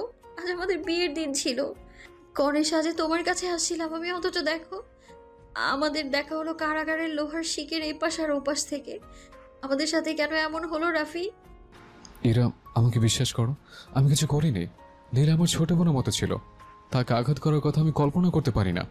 আমি জানি রাফি, আশরাফুল ভাই বলেছে সবটা। তোমার শত্রুরা চক্রান্ত করেছে, সব প্রমাণ তোমার বিপক্ষে সাজিয়ে রেখেছিল। তাই আশরাফুল ভাইও কিছু করতে পারেনি, বাধ্য হয়ে তোমায় গ্রেফতার করেছে। শোনো ইরা, তুমি সাবধানে থেকো। তোমার উপর এখন অনেক দায়িত্ব। গলির মানুষজন তোমার কাছে আমানত, তাদের নিরাপত্তা তোমাকে দিতে হবে। বাবলু আর শীতল সবসময় তোমার পাশে থাকবে, তোমার দেখভাল করবে। ইরা আবার কান্নায় ভেঙে পড়ে বলল, রাফি, পুলিশ বাবলু আর শীতলকেও গ্রেফতার করেছে, জিজ্ঞাসাবাদের জন্য নিয়ে গেছে। রাফির চোখ কঠিন হয়ে উঠল, গলা ভারী হয়ে গেল। ওর অসভ্য ইরা, তুমি ভয় পেও না, আমি কথা দিচ্ছি খুব শীঘ্রই আমি অন্ধকার কারাগার থেকে বেরিয়ে আসবো, আমরা আবার একসঙ্গে হব। ইরা শিকল ধরে দাঁড়িয়ে থাকে, চোখের জল পড়তেই থাকে। রাফির শক্ত কণ্ঠস্বর তার মনে একটু আশা আর সাহস ছড়িয়ে দেয়। তাদের ভালোবাসার কাছে সব বাধা একদিন হার মানবেই, এই বিশ্বাস বুকে নিয়ে ইরা ধীরে ধীরে কারাগারের ফটকের দিকে পা বাড়ায়। রাফিকে পরের দিন আদালতে তোলা হলো। তার চোখে ঘুমহীন ক্লান্তি, মনে এক অজানা আশঙ্কা। মাথা নিচু করে হাত করা পড়া অবস্থায় সে যখন আদালতের কক্ষে প্রবেশ করে, সবাই তাকিয়ে থাকে তার দিকে। কেউ তাকে অপরাধী মনে করে ঘৃণা নিয়ে, কেউ বা অনুভূতির দৃষ্টিতে। পুলিশ ইতিমধ্যে মামলার তদন্ত নতুন কিছু তথ্য পেয়েছে। জানা গেছে নিহত নীলা আর ইরা ছিল ঘনিষ্ঠ বান্ধবী। দুজনই একই পাড়ায় থাকতো, একই কোচিংয়ে পড়তে যেত। যে রাতটি ছিল নীলার জীবনের শেষ রাত, সেদিনও তারা দুজনে একসাথে কোচিং শেষে ফিরছিল। তাই এই মামলায় সবচেয়ে গুরুত্বপূর্ণ সাক্ষী হয়ে উঠেছে ইরা। রাফির জীবন মৃত্যুর প্রশ্ন এখন ইরার হাতে। তার কথাই নির্ধারণ করবে রাফি নির্দোষ প্রমাণিত হবে নাকি শাস্তির ভারে চিরতরে হারিয়ে যাবে তার জীবন। রাফি এক পলক তাকায় ইরার দিকে, সেই চেনা মুখ যার সঙ্গে এত হাসি কান্না ভাগাভাগি করেছে, আর সেই মুখটাই তার ভাগ্য নির্ধারণ করবে। ইরা জানে তার বলা প্রতিটি শব্দ রাফির ভবিষ্যৎ পাল্টে দিতে পারে। তার বুক কাঁপছে, হাত কাঁপছে, কিন্তু মুখ শক্ত। সত্যের ভার তার হৃদয়ে, সেই ভার সে আজ কিভাবে বইবে তা সে নিজেও জানে না। কোর্টরুমে নিস্তব্ধ, বিচারকের কণ্ঠ স্পষ্ট, সাক্ষী ইরা আহমেদকে হাজির করা হোক। ইরা এগিয়ে এলো। সাদা সালোয়ার কামিজ পরা মেয়েটির চোখে কান্নার ছাপ, অথচ ঠোঁটে শক্তির ছাপ। কোর্টরুম স্তব্ধ। রাফি তাকিয়ে আছে ওর দিকে। যে মেয়েটা এক সময় বন্ধুর চেয়েও বেশি ছিল, আজ তার মুখে এক একটা কথা নির্ধারণ করবে সে জেলে থাকবে না মুক্তি পাবে। ইরার শপথ বাক্য শেষ হলো। বিচারক জিজ্ঞেস করলেন, তুমি যা জানো সত্যটা বলো। ইরা এক মুহূর্ত থেমে গেল। মনে হলো তার ভেতরে এক যুদ্ধ চলছে। চোখের কোণে জল চিকচিক করছে। রাফির আশা করছিল ইরা বলবে রাফি নির্দোষ, কিন্তু আমি কয়েক মাস হলো এই গলিতে এসেছি। আসার পর থেকে রাফি আমাদের নানাভাবে হুমকি দিত। আমি প্রতিবাদ করলে রাফি আমার বাবাকে খুন করে। শুধু তাই না, সেদিন রাতে নীলাকে রাস্তায় বিরক্ত করছিল। আমরা কোচিং থেকে ফিরছিলাম, রাফি পিছু নিয়েছিল আমাদের, তাই আমি দ্রুত বাসার ভেতর চলে যাই। ওই নীলাকে ধর্ষণ করে হত্যা করে।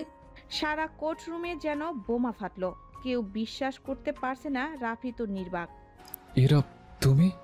তার কণ্ঠ স্তব্ধ, যেন বুকের ভেতরে কাঁচ ভেঙে পড়ল। রাফি জানে ইরা মিথ্যা বলছে, কিন্তু কেন এমন করলো সে? তার চোখে শুধু ইরার সেই হাসি মুখটা ঘুরে ফিরে আসছে।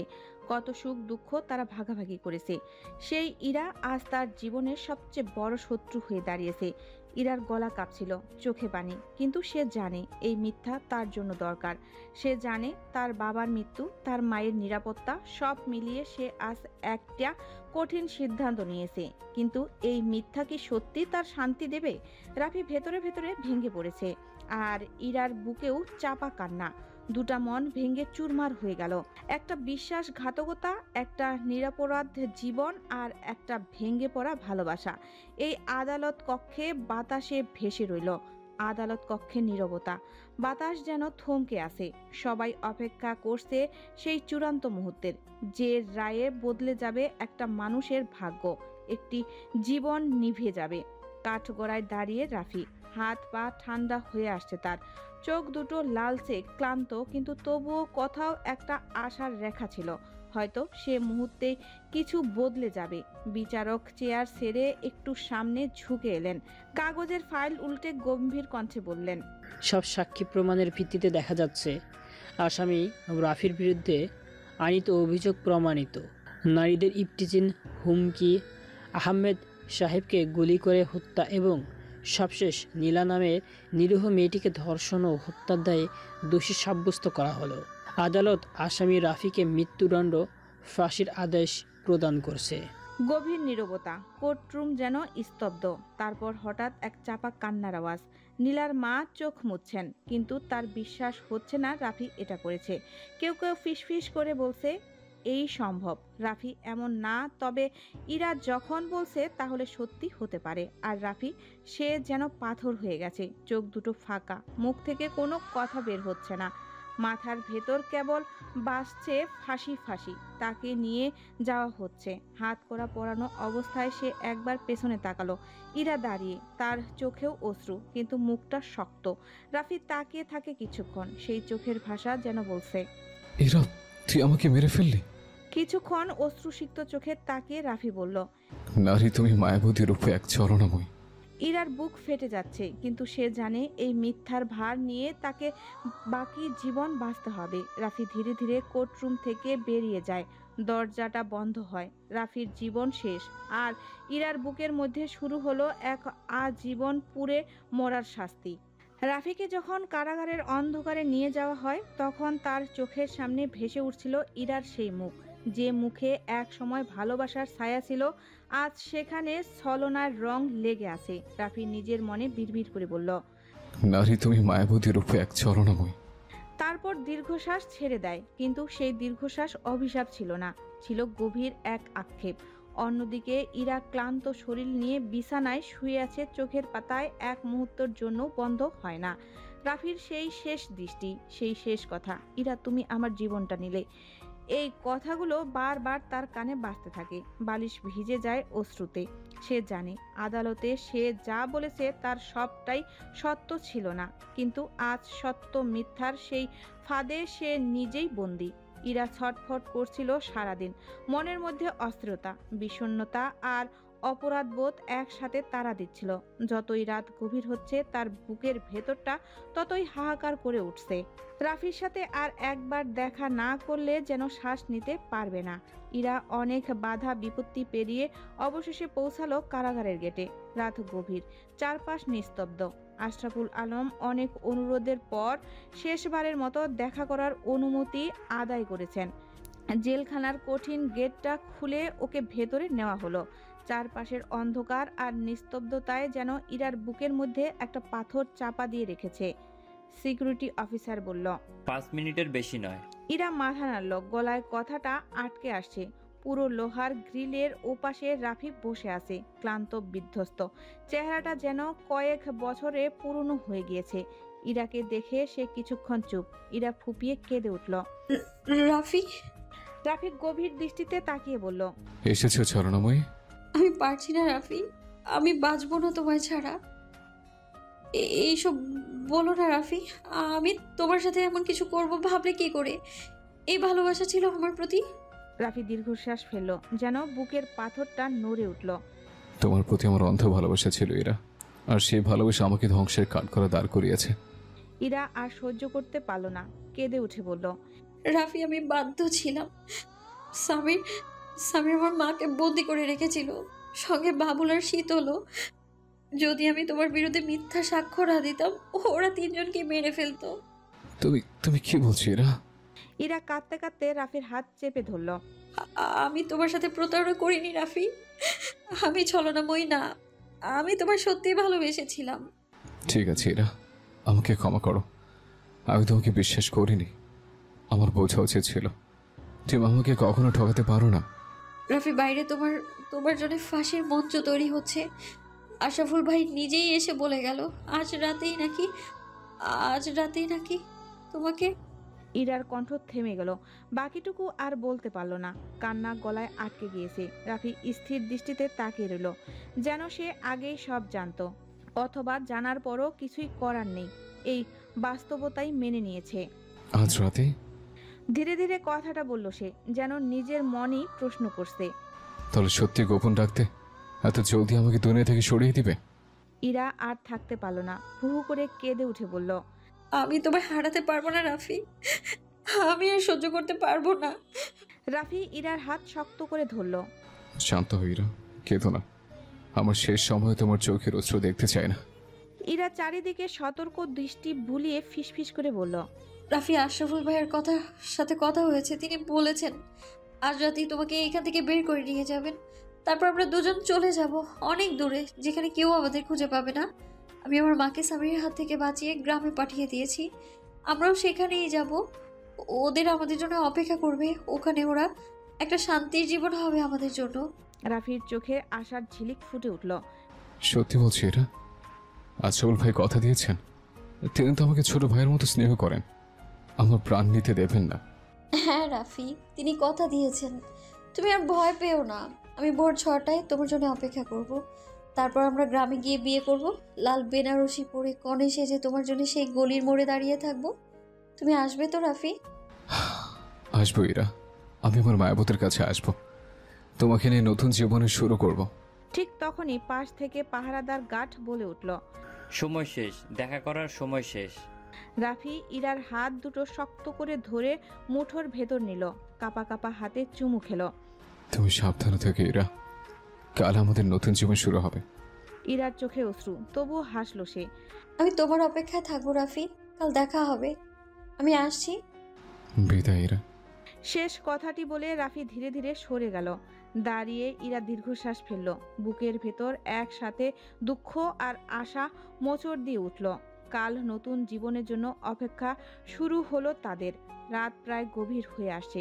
রাফি কারাগারের ভেতরে পায়চারি করছে, অপেক্ষায় আছে আশরাফুল আলম কখন এসে রাফিকে পালাতে সাহায্য করবে। রাফি অনেক অপেক্ষার পর একজন গার্ডকে বললেন, শুনছেন, এটা কথা আছে। গার্ড রাফির পরিচিত হওয়ায় বলল, বলো রাফি। আশরাফুল ভাইকে একটু ডেকে দিন। সে আসবে না রাফি, সকাল হলেই সে তোমাকে ফাঁসিতে ঝুলাবে। এসব কি বলছেন? আসল ভাই আমাকে এখান থেকে মুক্ত করবেন বলেছে, সে জানে আমি নির্দোষ। এসব তার ষড়যন্ত্র, সে আসামির থেকে লক্ষ টাকা নিয়েছে ওই গলির বিনিময়ে, সব তার সাজানো খেলা। ও কালকেই তোমাকে ফাঁসিতে ঝুলাবে, যেন সব সত্য চাপা পড়ে যায়। যদি আমার ক্ষমতা থাকতো তাহলে আমি তোমাকে এখান থেকে বের করে দিতাম। অসম্ভব, আশরাফুল ভাই এমন কিছু করতেই পারে না। তিনি আমাকে ভালোবাসেন, আমার বড় ভাইয়ের মতো, আর তিনি তো একজন সৎ পুলিশ অফিসার। প্রহরী একগাল বিষণ্ণ হাসি দিয়ে বলল, টাকা আর ক্ষমতার কাছে সবাই একদিন না একদিন বিক্রি হয়ে যায় রাফি। সৎ থেকেও অনেকে দুর্নীতির কবলে পড়ে, আশরাফুলও তার ব্যতিক্রম নয়। রাফির চোখে তখনও বিশ্বাস আর অবিশ্বাসের দ্বন্দ্ব। হঠাৎ তার মনে পড়ল ইরার কথা, ভালোবাসার ইরা, যে আশ্বাস দিয়েছিল, মুক্তির পথ দিয়েছিল। ইরা ইরা আমাকে বলেছিল আমি মুক্তি পাবো, তাহলে সেও কি মিথ্যা বলল? প্রহরী গভীর দৃষ্টি নিয়ে রাফির দিকে তাকালো, শান্ত গলায় বলল, হয়তো ইরা তোমাকে সান্ত্বনা দেওয়ার জন্যই বলেছে। কখনো কখনো মানুষ প্রিয়জনকে সত্য না বলে স্বপ্ন দেখায়, শুধু কষ্ট থেকে মুক্তি দেওয়ার জন্য। আপনার কাছে কি কাগজ কলম হবে? চিঠি লিখব। অপেক্ষা করো, আমি নিয়ে আসছি। সকালবেলা কারাগারের ভেতর তখন অদ্ভুত নিস্তব্ধতা। চারিদিকে শুধু পায়ের আওয়াজ আর হালকা ফিসফাস। কয়েকজন কারারক্ষী এগিয়ে এলো রাফির কক্ষের সামনে। রাফি, সময় হয়ে গেছে, চলো। রাফি চুপচাপ উঠে দাঁড়ালো। শরীর অবশ হয়ে আছে, কিন্তু মুখে কোনো প্রতিক্রিয়া নেই, যেন সব মেনে নিয়েছে। হাতে হ্যান্ডকাফ লাগানো হলো। দুপাশে দুজন রক্ষী ধরে তাকে বের করে আনলো। কারাগারের লম্বা করিডোর ধরে হাঁটছে রাফি। এক একটা পদক্ষেপ যেন মৃত্যুর দিকে এগিয়ে যাওয়া। অন্য কয়েদিরা দূর থেকে তাকিয়ে আছে, কেউ করুণা নিয়ে, কেউ ভয়ে। ফাঁসির মঞ্চের কাছে পৌঁছালো তারা। রোদ ঝলমলে সকাল, কিন্তু রাফির মনে সব অন্ধকার। এক পাশে কয়েকজন পুলিশ অফিসার দাঁড়িয়ে, আশরাফুলও আছে। চোখাচোখি হলো। আশরাফুল ঠান্ডা মুখে তাকিয়ে আছে, যেন কিছুই জানে না। রাফি আর কিছু ভাবতে পারল না। তাকে কাঠের মঞ্চে দাঁড় করানো হলো, কালো কাপড়ে মুখ ঢেকে। গলায় ফাঁসির দড়ি পরিয়ে দিল একজন কর্মচারী। হাত পা বাঁধা। মুহূর্তের জন্য রাফির মনে পড়ল তার পরিবার, ইরা, নিজের নির্দোষ জীবন। চোখ দুটো ছলছল করে উঠল, কিন্তু কান্না আসলো না। ম্যাজিস্ট্রেট হাত দিয়ে ইশারা করলেন। ফাঁসির কর্মচারী লিভার টানলেন। রাফির পা নিচের কাঠের তক্তা থেকে সরে গেল। শরীরটা ঝুলে পড়ল। মুহূর্তেই নিস্তব্ধতা। চারপাশের মানুষ কয়েক সেকেন্ড চুপ, তারপর ধীরে ধীরে ফিরে গেল যে যার কাজে। রাফি আর নেই। সত্য মাটি চাপা পড়ল। আর এক নিরাপদ মানুষ পৃথিবী থেকে বিদায় নিল। সকাল থেকেই আকাশ ভেঙে পড়ার মতো মুখ ভার করে আছে। কালো মেঘের দল দখল নিয়েছে আকাশ। যে কোনো সময় বৃষ্টি নামবে, এমন ইঙ্গিত যেন প্রকৃতির প্রতিটি কণায়। গলির মোড়ে দাঁড়িয়ে আছে ইরা, লাল বধূ বেশে। ভোর থেকে দাঁড়িয়ে আছে সে, অপেক্ষায় রাফি আসবে। আজ তাদের নতুন জীবনের শুরু হওয়ার কথা, কিন্তু সময় গড়িয়ে যাচ্ছে। রাফি আসছে না। ইরার চোখে উৎকণ্ঠা, মনে অজানা আশঙ্কা। সে বারবার পথের দিকে তাকায়, দূরে তাকায়, যেন এই বুঝি রাফি এসে ডাক দেবে। কিছুক্ষণ পর দূর থেকে একটা লাশবাহী গাড়ি আসতে দেখা গেল। ধীরে ধীরে এসে থামলো গলির মোড়ে। পথের ধারে জমে থাকা মানুষের ভিড় সরতে লাগলো। কেউ কিছু বলছে না, শুধু চোখের ভাষায় সব বলে দিচ্ছে। গাড়ি থেকে নামানো হলো কাপড়ে মোড়ানো একটি মরদেহ। ইরা এগিয়ে গেল। পা কাঁপছে, বুক দুঃস্বপ্নের ভারে দম বন্ধ হয়ে আসে। কারা যেন ধীরে ধীরে মুখ থেকে কাফনের কাপড় সরালো। সাদা মুখ, চিরচেনা সেই মুখ। নিথর নিস্তব্ধ রাফি। রাফি! ইরার বুক ফেটে চিৎকার বেরিয়ে এলো। চারপাশে বাতাস যেন থমকে গেল মুহূর্তেই। ঠিক তখনই আকাশ ফুপিয়ে কেঁদে উঠল। ঝরঝর করে বৃষ্টি নেমে এলো, যেন আকাশও ইরার আর্তনাদের সঙ্গী হলো। ইরা বসে পড়ল রাফির নিথর দেহের পাশে, হাত ধরে ফিসফিস করে বলল, তুমি তো কথা দিয়েছিলে, তুমি তো বলেছিলে তুমি ফিরবে। হাত বাড়িয়ে ছুতে চাইল তার ঠোঁট, তার চোখ, তার মুখ। যে স্পর্শ একদিন জীবনের স্বপ্ন বুনিয়েছিল, আজ তার নিস্তব্ধ, শীতল। ফুপিয়ে উঠে বলল, তুমি এইভাবে চলে যেতে পারো না রাফি। আমায় একা ফেলে যেতে পারো না তুমি। তো তুমি কথা দিয়েছিলে আসবে। আমি তো ভোর থেকে তোমার অপেক্ষা ছিলাম। এইভাবে কেন এলে? এইভাবে কেন? তার চোখের জলে ভিজে যাচ্ছিল রাফির কাফনের কাপড়। চারপাশের নিস্তব্ধতা, শুধু ইরার বুক ফাটা আহাজারি। ওরা আমায় মিথ্যে বলেছে, প্রতারণা করেছে আমার সঙ্গে। কিন্তু রাফি শোনো, আমি কথা দিচ্ছি, আমি তোমার প্রাণের দাম তুলবো। ওদের কাউকে ছাড়বো না আমি। এই চিৎকার আর কান্নার শব্দে আশেপাশে হইচই পড়ে গেল। দৌড়ে এলো বাবুল, শীতল আর আকবর। তিনজনই হাঁপাচ্ছে, চোখে মুখে উদ্বিগ্ন। হঠাৎ কাফনের কাপড়ে মরানো রাফিকে দেখে থমকে গেল তারা। মুহূর্তের জন্য যেন বিশ্বাস করতে পারল না। তারপর একসঙ্গে চিৎকার করে উঠল, ক্যাপ্টেন, না, এটা কিভাবে সম্ভব? আপনি আমাদের ছেড়ে চলে যেতে পারেন না। বাবুলের চোখ লাল হয়ে উঠল। শীতল মাটিতে বসে পড়ল, মাথা নিচু করল। আকবর মাথায় হাত দিয়ে বসে পড়ল, বলল, ওরা ক্যাপ্টেনকে শেষ করে দিল। আমাদের ক্যাপ্টেন, আমাদের ভাই। তোমাদের ক্যাপ্টেনকে ওরা মেরে ফেলেছে। শীতল, আমরা চুপ করে থাকবো না, ওদের ধ্বংস করে দেব। আমরা ন্যায় বিচার আনবো, যে মূল্যেই আসুক না কেন। কিন্তু সে জানতো এই যুদ্ধ সহজ নয়। ক্ষমতা আর টাকার খেলায় হেরে গিয়েছে রাফি। হার মানতে হয়েছে ন্যায় বিচারকে। ইরা পেছনে ফিরে আবার রাফির নিথর মুখের দিকে তাকালো। হয়তো সত্যি হেরে গেছে তাদের ভালোবাসা, হয়তো টাকার কাছে পিসটা হয়ে গিয়েছে সত্য, কিন্তু ইরার চোখে তখনও যুদ্ধের আগুন জ্বলছিল। ঝুম বৃষ্টির ফোঁটাগুলো পড়ছিল রাফির নিথর দেহের উপর। আকাশও বুঝি শোকাহত, এক প্রেমের পরাজয়ে, এক ন্যায়ের নিঃশ্বাসে। ট্রেনটি ধীরে ধীরে মায়াবতী স্টেশনে এসে থামল। জানালার ওপারে বিকেলের সোনালি আভা ছড়িয়ে পড়েছে। ইরা যেন হঠাৎ বাস্তবে ফিরে এলো। অতীতের স্মৃতির পাতায় ডুবেছিল এতক্ষণ, একটা দীর্ঘ যাত্রার মতো। স্টেশনের কোলাহল, ফিরিওয়ালার ডাক, মানুষের ব্যস্ত পথ চলার সব কিছু মিলিয়ে তাকে বর্তমানে টেনে আনলো। অতীতের সেই ঝাপসা ছবি মুছে যেতে লাগলো ধীরে ধীরে। ইরা এক দীর্ঘ নিঃশ্বাস ফেলল, যেন বুকের ভেতর জমে থাকা ভার হালকা হলো। জীবনের গতি আবার চলতে শুরু করলো। ট্রেন থেকে নেমে ইরা প্ল্যাটফর্মে পা রাখলো। আবির, হিমু, সারা সবার চোখে এখনো অশ্রু টলমল করছে। আর হিয়া তো ভেঙে পড়েছে, কেঁদেই চলেছে। কাঁদতে কাঁদতে সে অস্পষ্ট সুরে বলল, এটা কি হলো? কেন রাফিকে ফাঁসি দিল? সে তো নির্দোষ ছিল।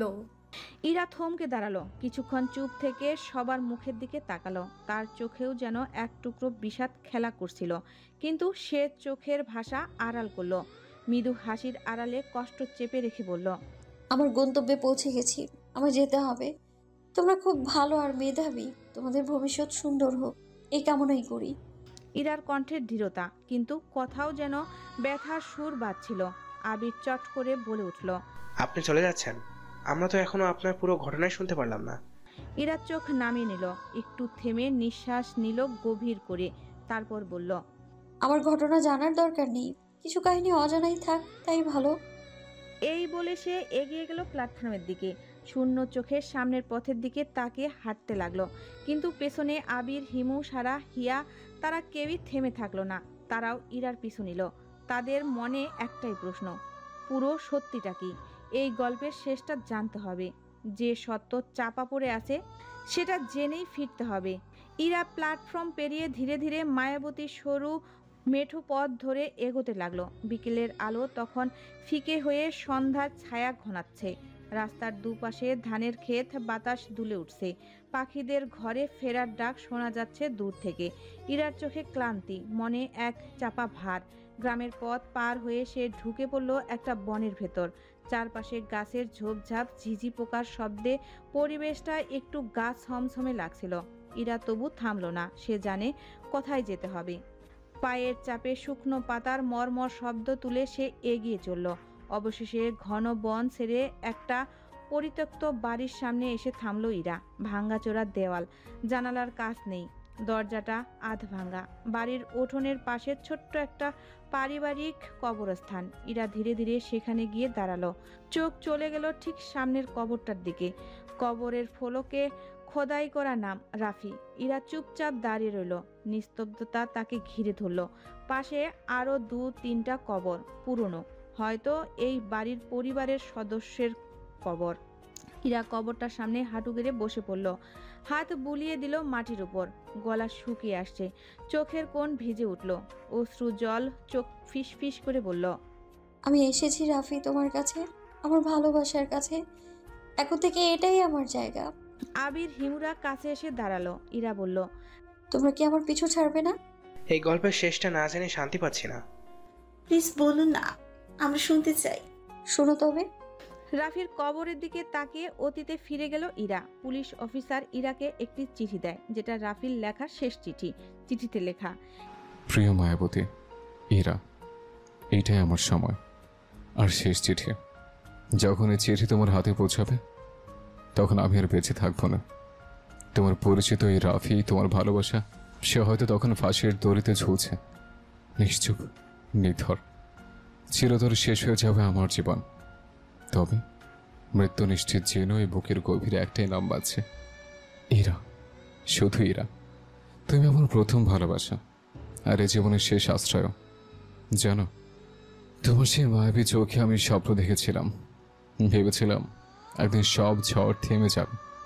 তুমিও হাত ধরে বলেছিলে, ভয় নেই, সব ঠিক হয়ে যাবে। বিশ্বাস করেছিলাম তোমাকে, কিন্তু তুমি আদালতের কাঠ করে দাঁড়িয়ে যখন তোমার ঠোঁট থেকে বের হলো সেই মিথ্যা, সেদিন আমার বুকের ভেতরটা ভেঙে চুরমার হয়ে গিয়েছিল। আমি জানতাম সেই সাক্ষ্যই আমার মৃত্যুদণ্ডের আদেশ। তবু কেন জানো, তোমার মুখের দিকে তাকিয়ে আমি তখনও তোমাকেই খুঁজছিলাম, আমার সে মায়াবতী ইরাকে। তারপর তুমি এলে, আমার অন্ধকার কারাগারে একটু আলো নিয়ে এলে। আমি ভাবলাম তুমি বলছি ফিরে পেয়েছো আমাকে, তুমি বলছি আবার ভালোবেসেছ। তুমি হাতটা ধরে বলেছিলে তুমি এখান থেকে মুক্তি পাবে, আমরা একসাথে থাকবো। আমি বিশ্বাস করেছিলাম, শ্বাস নিচ্ছিলাম শুধু তোমার জন্য, কিন্তু সবটাই ছিল ছলনা, তাই তো? তুমি আমার সাথে ছলনা করেছিলে। আমি মুক্তির স্বপ্ন দেখছিলাম, আর তুমি মৃত্যুর ফাঁসিটা গলায় পরিয়ে দিয়েছিলে। কাল সকালে আমাকে ফাঁসি দেওয়া হবে, গলায় দড়ি পড়াবে, পা দুটো হাওয়ায় ঝুলে যাবে, আর জীবন থেকে তোমার রাফি নামের মানুষটা মুছে যাবে। তবুও তোমার নাম আমার ঠোঁটে লেগে থাকবে শেষ নিঃশ্বাস পর্যন্ত। এরা বলো তো, তোমার সে হাসিটা যেটা আমি মায়াবতীর মতো ভালোবেসেছিলাম, ওটা কি কখনো সত্যি ছিল, নাকি সেটাও ছিল ছলনা? যদি কখনো রাতে একলা বসে থাকো, তাহলে আকাশের দিকে তাকিয়ে দেখো। আমি ভালোবাসা হয়ে ঝিকিমিকি তারা হয়ে চলবো। তোমার চোখে এক ফোঁটা অশ্রু এলেও জানো, আমি সেই কারণতে সুখ খুঁজবো, কারণ আমি তোমায় ভালোবেসেছিলাম, এখনো বাসি, আর মরেও ভালোবাসবো। শেষে একটা কথাই তোমাকে বলার আছে, তোমার চোখের মায়া ছিল আমার প্রতিদিনের অভ্যাস। সে চোখে লুকিয়েছিল ছলনার সর্বনাশ। এতে তোমার ফাঁসির দড়িতে ঝোলা প্রেমিক রাফি। ইরা চিঠিটা পড়তে পড়তে আর নিজেকে ধরে রাখতে পারল না, চোখ বেয়ে অঝোর ধারায় অশ্রু পড়ছে। তার কাঁপা কাঁপা হাত চিঠির সেই শেষ লাইনটায় থেমে রইল, তোমার ফাঁসির দড়িতে ঝোলা প্রেমিক রাফি।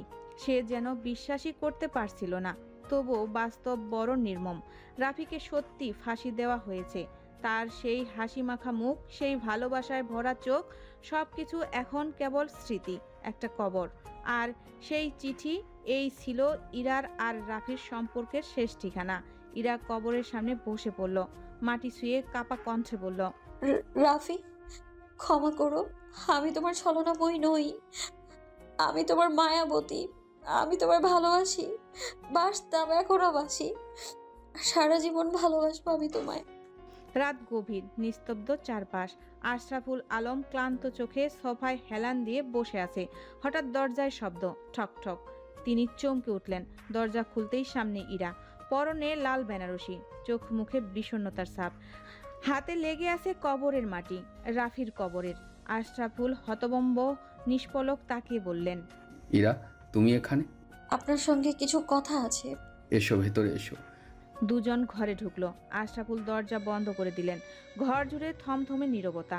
ভীষণ কষ্ট হচ্ছে ইরা, রাফি আমার ভাইয়ের মতন ছিল, অথচ আমি কিছুই করতে পারলাম না। আশরাফুলের গলায় অনুতাপ ছড়িয়ে পড়ল। ইরা কঠিন স্বরে বলল, এখন আফসোস করে লাভ নেই, সে আর ফিরবে না। ঠিক বলেছ, তবে তুমি এখন এই সাজ পোশাক বউ সেজে আছো কেন? সামির কোথায় আশরাফুল ভাই? সে তো আমারই আছে, ঘুরে বেড়াচ্ছে। তাকে গ্রেফতার করেনি কেন? তার বিরুদ্ধে কোনো প্রমাণ পাইনি। রাফির মতো নির্দোষ ছেলেটার বিরুদ্ধে এত প্রমাণ, অথচ আপনি বলেছিলেন ফাঁসির আগে তাকে মুক্ত করে দেবেন, পালাতে সাহায্য করবেন বলেছিলেন আপনি। তার বিরুদ্ধে কোনো প্রমাণ পাইনি, আমি পারিনি ইরা, আমার কিছু করার ছিল না। ইরা হতাশ দৃষ্টিতে তাকিয়ে রইল। এমন সময় আশরাফুল ইরার হাত ধরে ফেলল। তার চোখে এক অন্যরকম ঝলক। তোমাকে লাল বেনারসিতে অসাধারণ লাগছে ইরা, রাফি নেই, তাই একটা সত্যি কথা বলি, তোমাকে প্রথম দিন রাফির সঙ্গে দেখেছি, সেই দিনই ভালোবেসে ফেলেছি। ইরা, তুমি কি আমাকে বিয়ে করবে? ইরা হতভম্ব, গোপনে শ্বাস ছেড়ে নিজেকে সামলে নিয়ে বলল, করব, তবে আমার একটা শর্ত আছে। কি শর্ত? রাফির হত্যার প্রতিশোধ নিতে হবে, সামিরকে মারতে হবে, পারবেন? এ আর এমন কি, স্বামীর তো আমার হাতের মুঠোয়। ইরা বুঝল সে কখনোই সৎ অফিসার ছিল না। ভালো মানুষের মুখোশের আড়ালে লুকিয়ে আছে এক নিকৃষ্ট শয়তান। ইরার চোখে নীরব ঘৃণা, কিন্তু মুখে হাসির আভাস, মনের ভেতর প্রতিজ্ঞা। তোমাদের মরার সময় হয়েছে, রাফির জন্য, ন্যায় বিচারের জন্য। রাত গভীর, নিস্তব্ধতার চাদরে মোড়া শহর যেন ঘুমিয়ে আছে। আশরাফুলের বাড়ির ভেতরের টেবিলের ওপর ল্যাম্পস্লান আলো পড়ছে।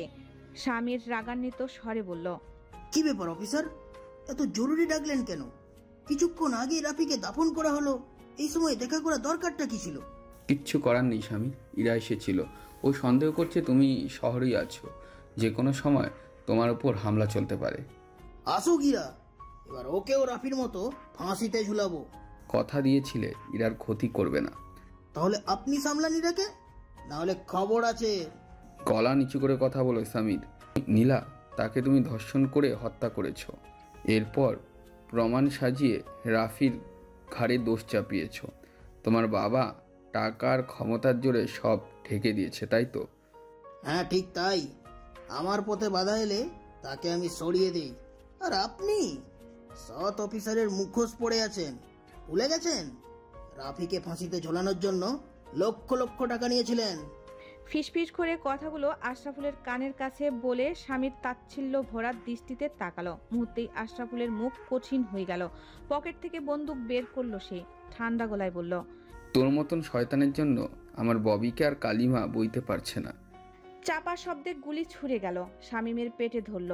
ধাক্কা খেয়ে ছিটকে পড়ল স্বামীর, মেঝেতে পড়ে ছটফট করতে করতে বলল, শয়তান, আমাকে ফাঁদে ফেলেছিস।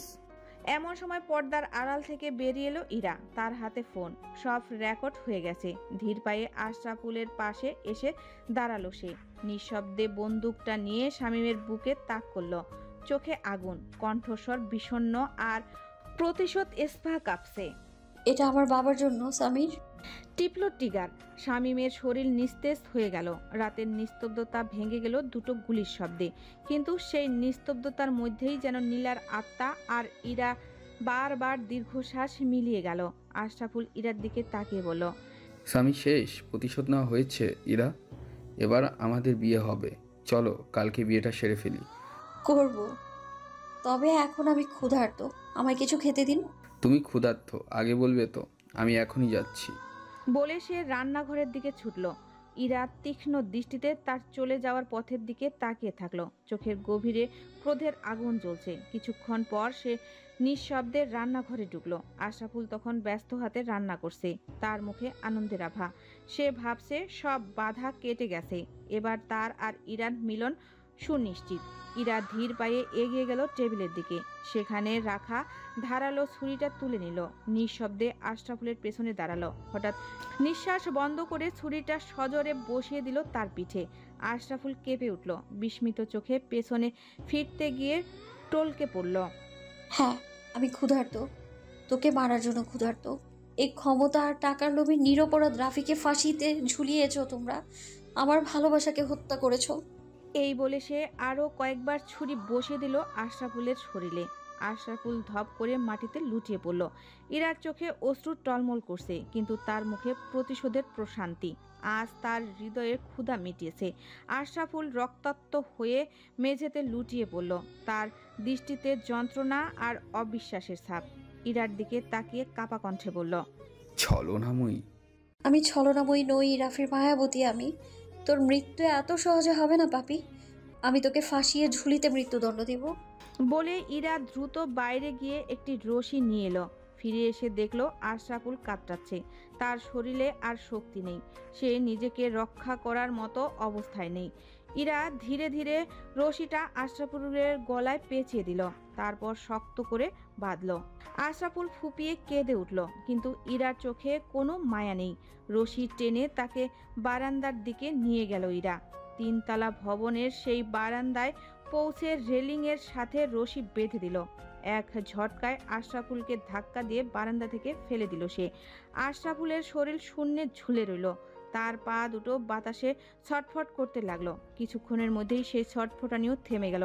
তারপর ইরার চোখ পড়ল শামীমের মৃত দেহের দিকে, তাকেও একইভাবে রশি দিয়ে বেঁধে বারান্দায় ঝুলিয়ে দিল। এখন মনে হচ্ছে দুটি মৃতদেহ ফাঁসির মঞ্চে ঝুলছে। ইরা বারান্দার রেলিংয়ে বসে আছে, মৃদু বাতাস বইছে, শান্তির নিঃশ্বাস নেয়। নিচে তাকায়, সেই ভালোবাসার গলি রাফির আমানত। সকালের পুলিশ আসে, দুটো খুনের দায়ে ইরাকে গ্রেপ্তার করে। ইরার সেই রেকর্ড আদালতে পেশ করা হয়। নির্দোষ রাফিকে ফাঁসি দেওয়ার অপরাধে আদালত অনুতপ্ত হয়। ইরাকে 10 বছরের জেল দেওয়া হয়। তবে তার আচরণ ও পরিস্থিতি বিবেচনা করে শাস্তি কমিয়ে 8 বছরের সাজা নির্ধারণ করা হয়। ইরার অতীতের অন্ধকার পেরিয়ে ফিরে এলো। আবির হতভম্ব হয়ে মাটিতে বসে পড়ল, চোখে অবিশ্বাসের ছাপ। চারপাশ নিস্তব্ধ, শুধু বাতাসে ভাসছিল চাপা কান্নার শব্দ। আবির ধীরে ধীরে ফিসফিস করে বলল, এ এক করুণ প্রেম কাহিনী, ক্ষমতা আর টাকার কাছে হেরে যাওয়া ইরা আর রাফির গল্প। তার কণ্ঠে বেদনা ভারী হয়ে এলো। ইরা কাঁপতে কাঁপতে রাফির কবরের পাশে বসে পড়ল। চোখের জল নীরবে মাটিতে ঝরতে লাগলো। সে 2 হাত বাড়িয়ে কবরের মাটি ছুঁয়ে বলল, ভালোবাসি তোমাকে, আমৃত্যু ভালোবাসি রাফি। চারপাশে শোকের নীরবতা নেমে এলো। কিছুক্ষণ চুপ করে থেকে ইরা সবাইকে জানিয়ে দিল, আমার কবর যেন রাফির পাশেই হয়, মৃত্যুর পর অন্তত ওর কাছেই থাকবো। গোধূলির আলোয় ইরার চোখের জল ঝলমল করছিল, আর হিম শীতল বাতাস যেন তাদের হারিয়ে যাওয়া ভালোবাসার সাক্ষী হয়ে রইল। আমাদের গল্পটি আপনাদের কেমন লাগলো অবশ্যই লাইক কমেন্ট করে জানাবেন। আবার দেখা হচ্ছে নতুন কোনো গল্পে। ভালো থাকবেন, সুস্থ থাকবেন। আল্লাহ হাফেজ।